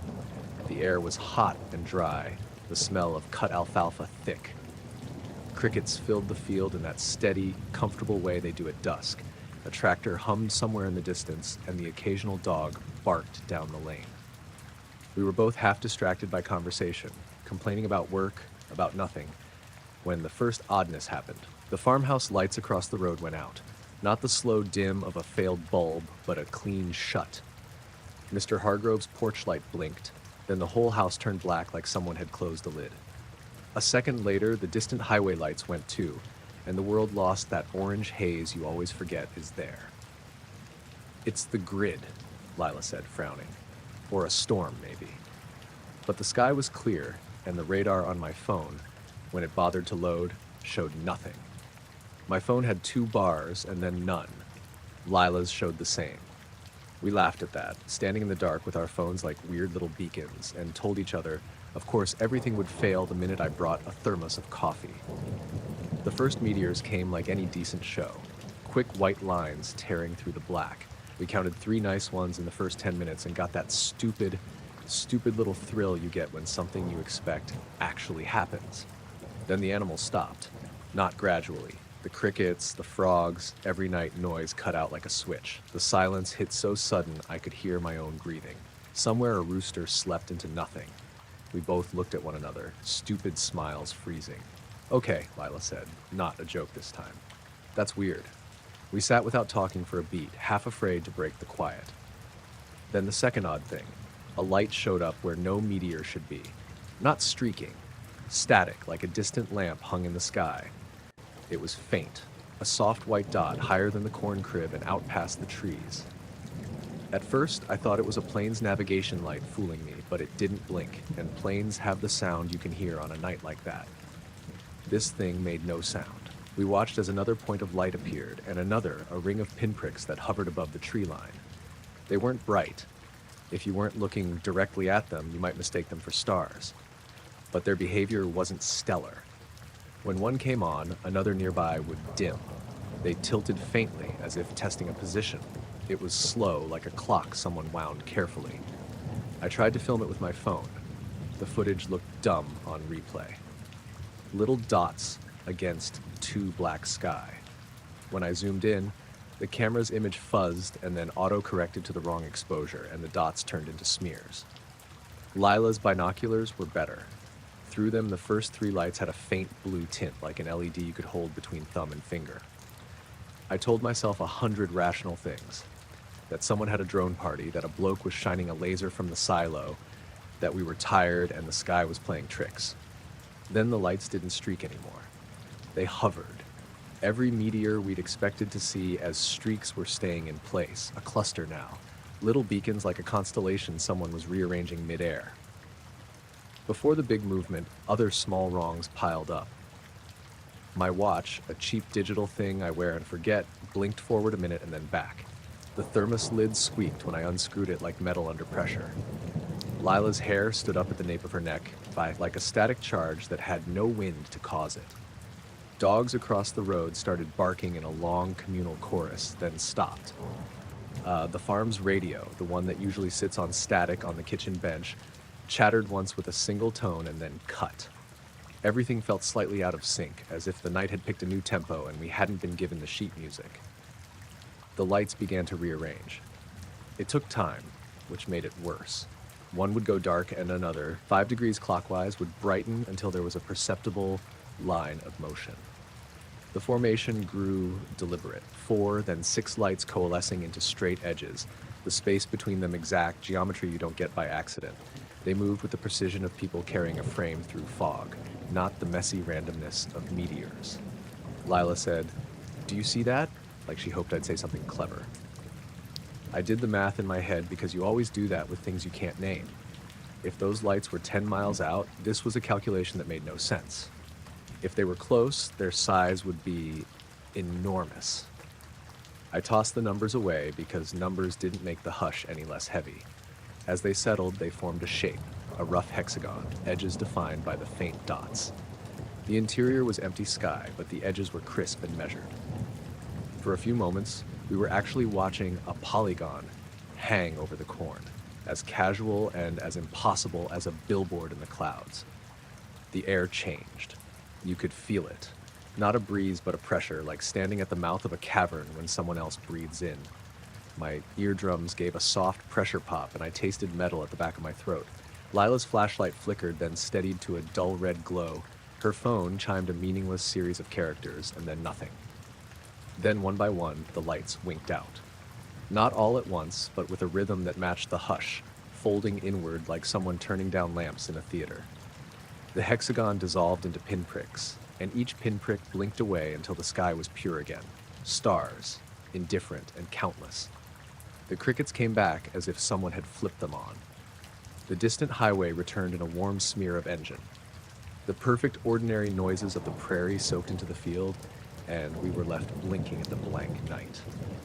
We sat there for a long time, not speaking, listening to the ordinary reassert itself.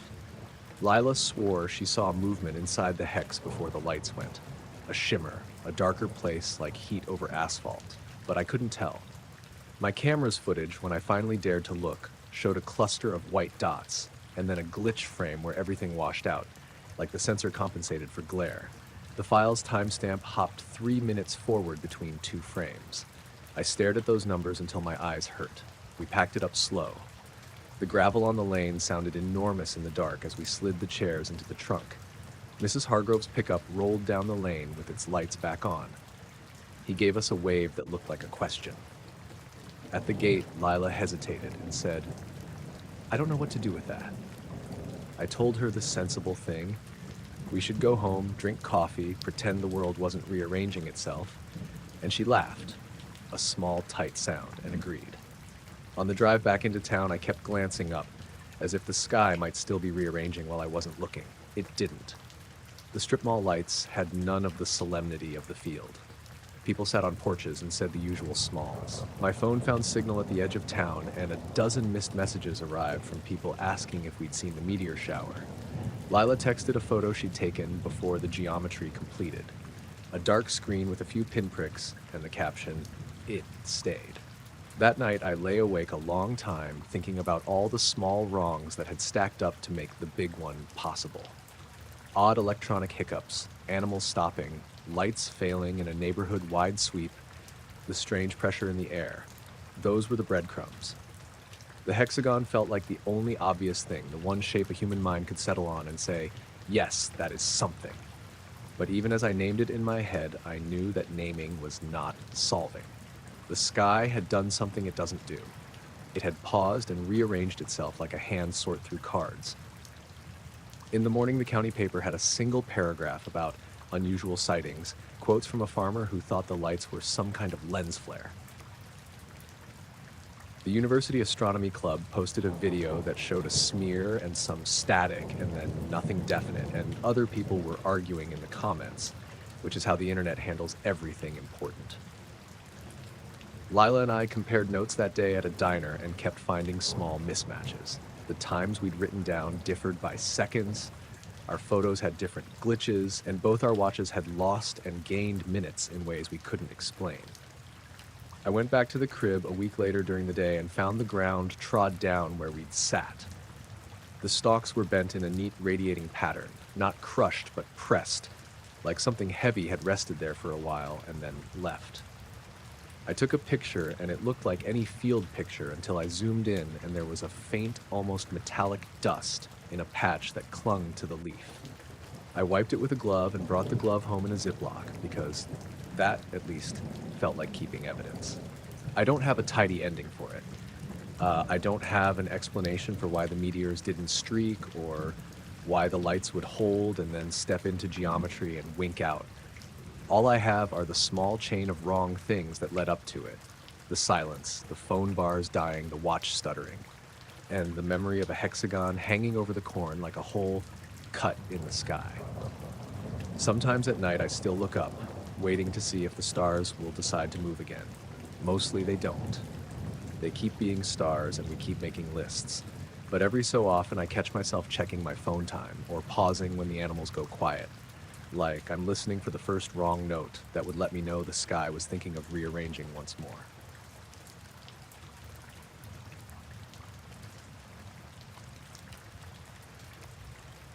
It was 2 in the morning when I noticed the figure in the kitchen window.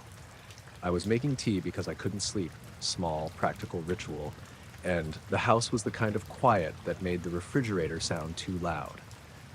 The sky was the glossy black you get in winter, and there was a thin rain that had stopped about an hour earlier and left the world smelling like cold concrete. My kitchen faces the backyard. Beyond that is an alley, and then the backs of other houses. I'd lived in this place long enough to know every ordinary shadow at that hour, so when something moved in the glass, it made my mouth go dry. At first, it was just a smudge, a darker smudge against the dim reflection of my island light. Then the shape traced a gesture, one slow, deliberate arc like someone pushing back a sleeve. Not a full silhouette, not a person you could identify, just the suggestion of shoulders and a head, a vertical presence that matched no tree branch. The movement was a fraction out of phase with my own. I lifted the kettle to my cheek to warm my hands and watched it. The figure moved when I didn't, and when I thought about the shape as a reflection, there was a wrongness to it. It seemed to have depth behind the glass rather than on the same plane as the kitchen. I opened the blinds on the sliding door because the only honest thing to do was look. The backyard puddled under the deck. The oak's leaves beaded with water, and a trash can leaned a little farther into the alley than usual. There was nothing moving. No person, no cat, no raccoon, just the slow mist and a porch light throbbing like a heartbeat. When I closed the blinds again, the figure remained for a moment exactly where it had been in the glass. It felt like a smear the world could keep even when the real thing had gone. Then it dissolved, softly back into the ordinary reflection of my oven light. I stood there for a long time doing what you do, making up explanations. Headlights, catching a curtain, someone on a ladder outside a neighbor's house, my own shadow doubled. My phone lay face down on the counter and I flipped it to check the time. 2:07, and texted Liza, my friend who worked nights, not because I wanted company, but because it's easier to say a small, ordinary thing to someone who answers when your brain feels much larger than the room. Her reply came back in a minute. Go to bed, Nate. She always kept things short. I poured the tea and noticed the clock over the stove flick. It jumped from 2:09 to 2:14 and then steadied. I laughed a little at that. Cheap digital clocks do that when the power dips. The oven display blipped too, all zeros for a heartbeat. The house didn't lose lights. Everything stayed on.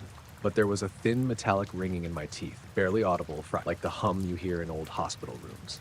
I told myself not to make a thing out of electrical gremlins and thought about how stupid I was for standing at the window at that hour. The next oddity was Scout, the neighbor's golden, who sleeps half his life under my kitchen window like he owns the yard.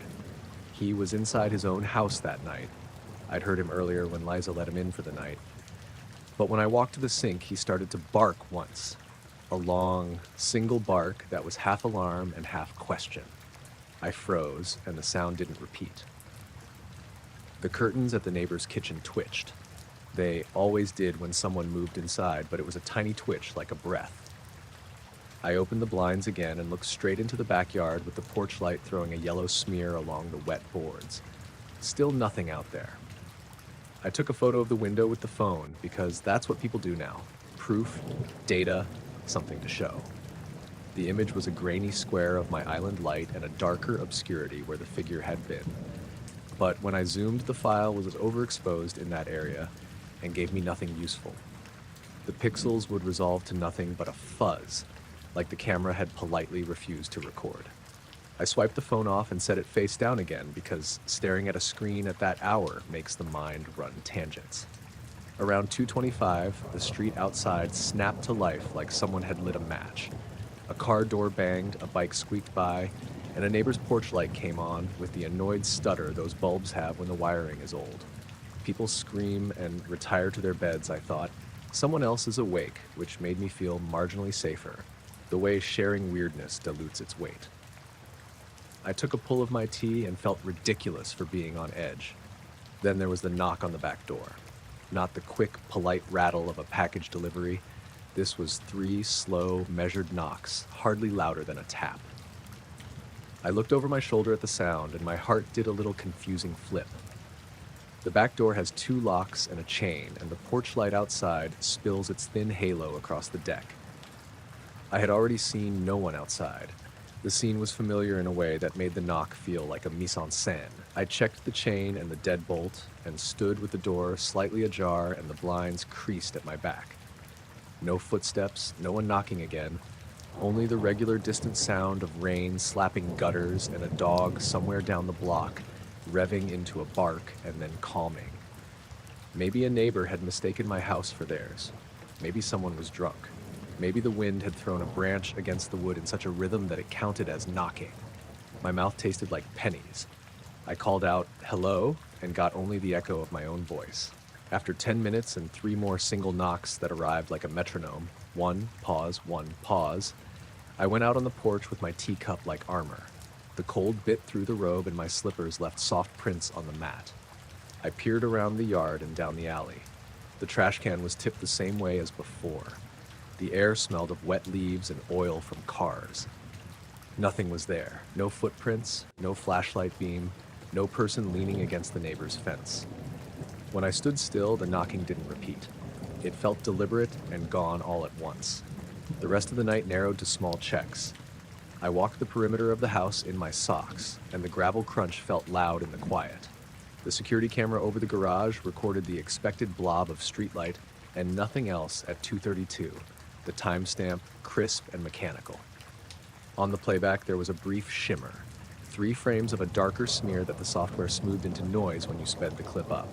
Alone, scrutinized, it resolved into nothing helpful. I made myself a list-like set of things that could explain all of it.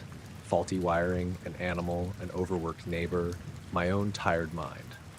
The rational list kept expanding, to cover the uncomfortable fact that the window had showed me motion that wasn't there and the door had been knocked as if by someone polite who didn't want to announce themselves. You build explanations because the world insists on being answerable, and we like the relief of being right. Finally, around 3, I went to bed, but not before I did the small human things you do when the night feels like it could tilt. I double-checked the locks, I set the kettle within reach, and I left the kitchen light on. I slept in fits with one eye open to the clock. Once I dreamed that someone stood at the window and mouthed my name, but the letters were wrong and tasted like metal. I woke and blinked at the ceiling, and the house was ordinary in the way houses become ordinary when you remember to breathe. In the morning, the world was the kind of mundane that feels almost obscene after a night like that. Kids waiting for the school bus, the neighbor with his paper, the mail carrier who makes a point to whistle when he reaches our porch. I checked the outside of the sliding door for prints and found nothing beyond the expected smears of rain. Scout lay at his kitchen mat and wagged when I knocked on the wall between our houses. Liza came by with 2 mugs because, of course, she did. "You texted me weird," she said, smiling like the serious business of nighttime texts had become a joke we could agree on. She asked whether the camera recorded anything. I let her look at the last clip, and we replayed it a few times. The software showed the window as a black square and 3 frames of static where there might have been a shape. For whatever reason, those three frames refused to resolve into a person, only noise, as if the night had decided not to be captured. Later, over coffee, she said something practical, I suppose, to steady both of us. Sometimes there are echoes of things. Reflections catch someone in the neighbor's yard, or a passing car makes a pattern that looks like movement. I thought of that often over the next week, because that's how you live when something small and unexplained has brushed you. You test normality until it fits again. A Monday later, I found an old photograph in a box in the attic. It was of this house when that maple was a sapling, the kids on the block playing in the yard. The edges of the photo were worn and the glass had a hairline crack. When the sun hit it just so, the reflection inside the framed image showed a smudge in the same exact place I'd seen the figure, a darker suggestion where a head might be. I couldn't explain why a photograph taken decades ago would behave like that, but I wrapped the frame back in its paper and put it under the bed like a small private relic. I took apart the kitchen clock and found the little capacitor swollen and replaced it. The oven received a technician's visit and its circuits tested fine. The house felt, in the end, like itself again. Fixtures fixed, devices behaving. And yet, something in me remained alert in the way a person stays alert after a loud noise, more attentive to small sounds, to the way shadows settle. A month later, a friend told me about a similar thing at her aunt's place upstate, a reflection that didn't match any person, and a single knock that showed on camera and then failed to show. She laughed about it like we laugh about the weather. We both knew those laughs were a way to keep our feet. I keep the blinds halfway open now when I make tea in the middle of the night. It's less about watching the yard and more about watching myself watch it. Sometimes the window will throw back a smear when the light catches it just right, and I'll stop and look, and sometimes I won't see anything at all. The house hums, the clocks keep time, and life moves through days that insist on predictability. If the figure ever comes back, I will do what I did before. Look, confirm, call someone if I have to, drip tea on the counter, and try to rehearse the things that made sense. For now, the one certain detail is this. When the blinds are wide and the glass is dark, the world gives you a hint of something that looks like a presence, and you have to decide whether to name it or keep it unnamed. I left the kettle on the stove for a while after that night, the little blue light like a heartbeat, and in the mornings I make a point of seeing the house light up again, small domestic demonstrations that the ordinary can return, even if it has to be asked politely.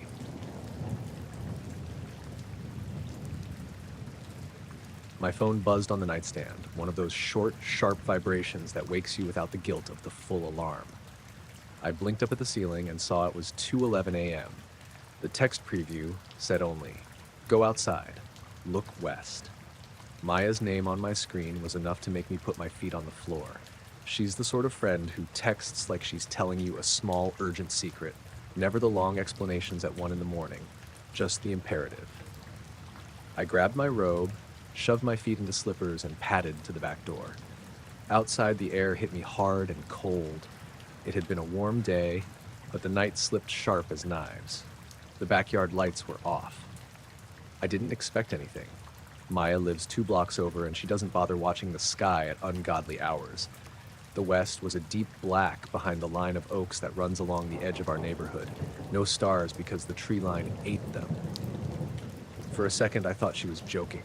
Then I saw it, a single red point of light, steady as a laser, hanging right above the tree line. Not blinking, just there, perfectly round, and the kind of red you don't see from an airplane. Too thin, like an LED you could hold between your fingers. It was maybe the size of a thumbnail at arm's length. My first thought was a drone, except there was no drone sound, no whirring, no breeze. The night felt too still to hold the idea of rotors. I texted back, "Where are you?" while still squinting. Her reply came almost immediately. "At the corner. It's been there 10 min, it's getting closer." I stayed on the porch even though every sensible thing in me said go back inside.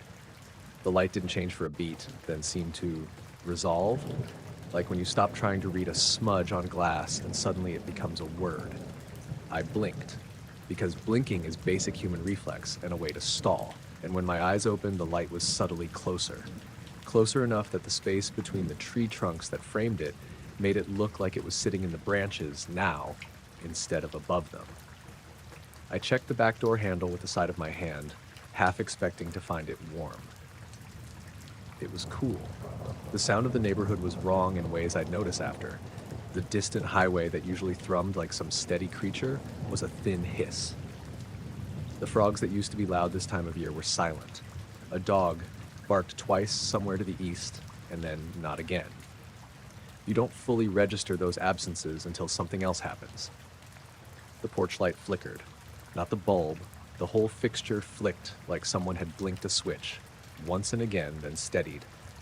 My phone slid down to no bars for a second, then jumped back. I thought of calling the non-emergency line, of calling Maya's number, but the thought of moving away from the light felt like surrendering a vantage point. I wanted to keep looking. It drifted closer in still small steps, not the skitter of a drone, but the confidence of a thing that knows its path. Each time it moved, it seemed to slide between trunks as if finding a hole in the canopy to fit through.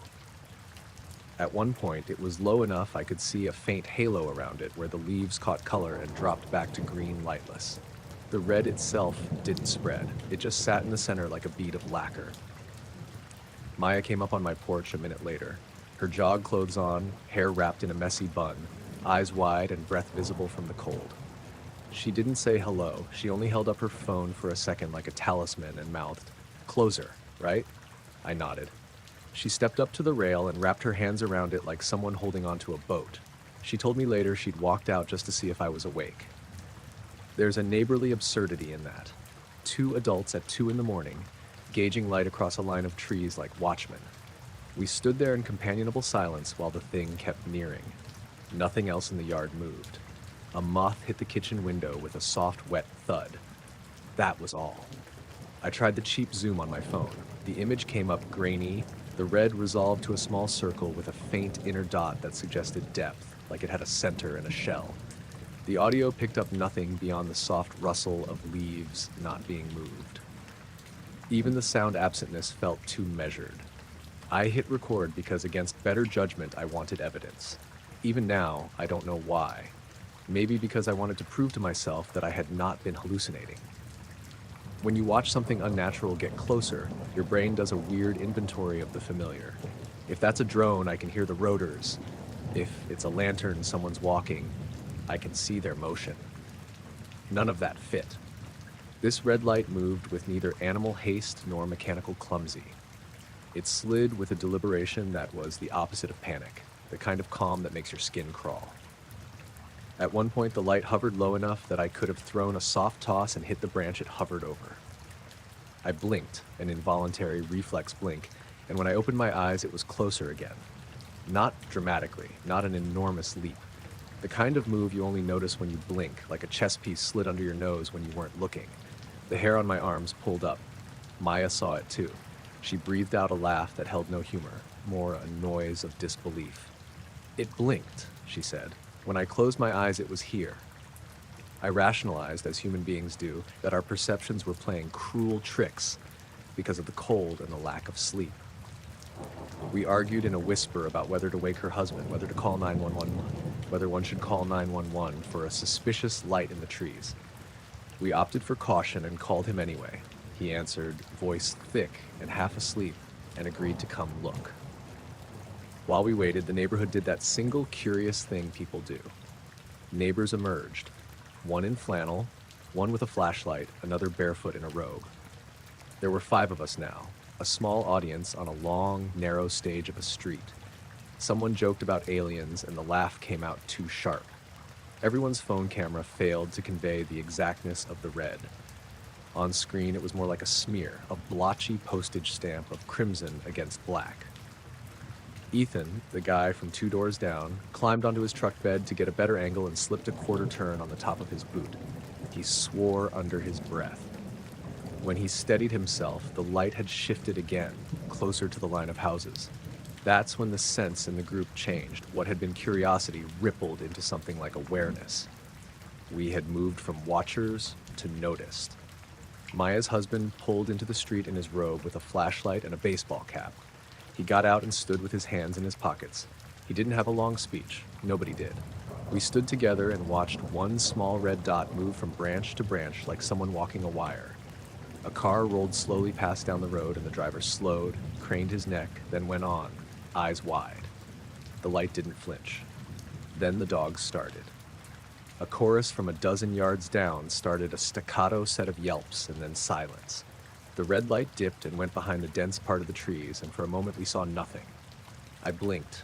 Mechanical now, a reflex I couldn't shake, and when my eyes cleared it was farther down the row, almost at the house line, the red getting brighter and more resolved, like some small reality had accreted into being as it descended. Past that point, logic and self-preservation are thin.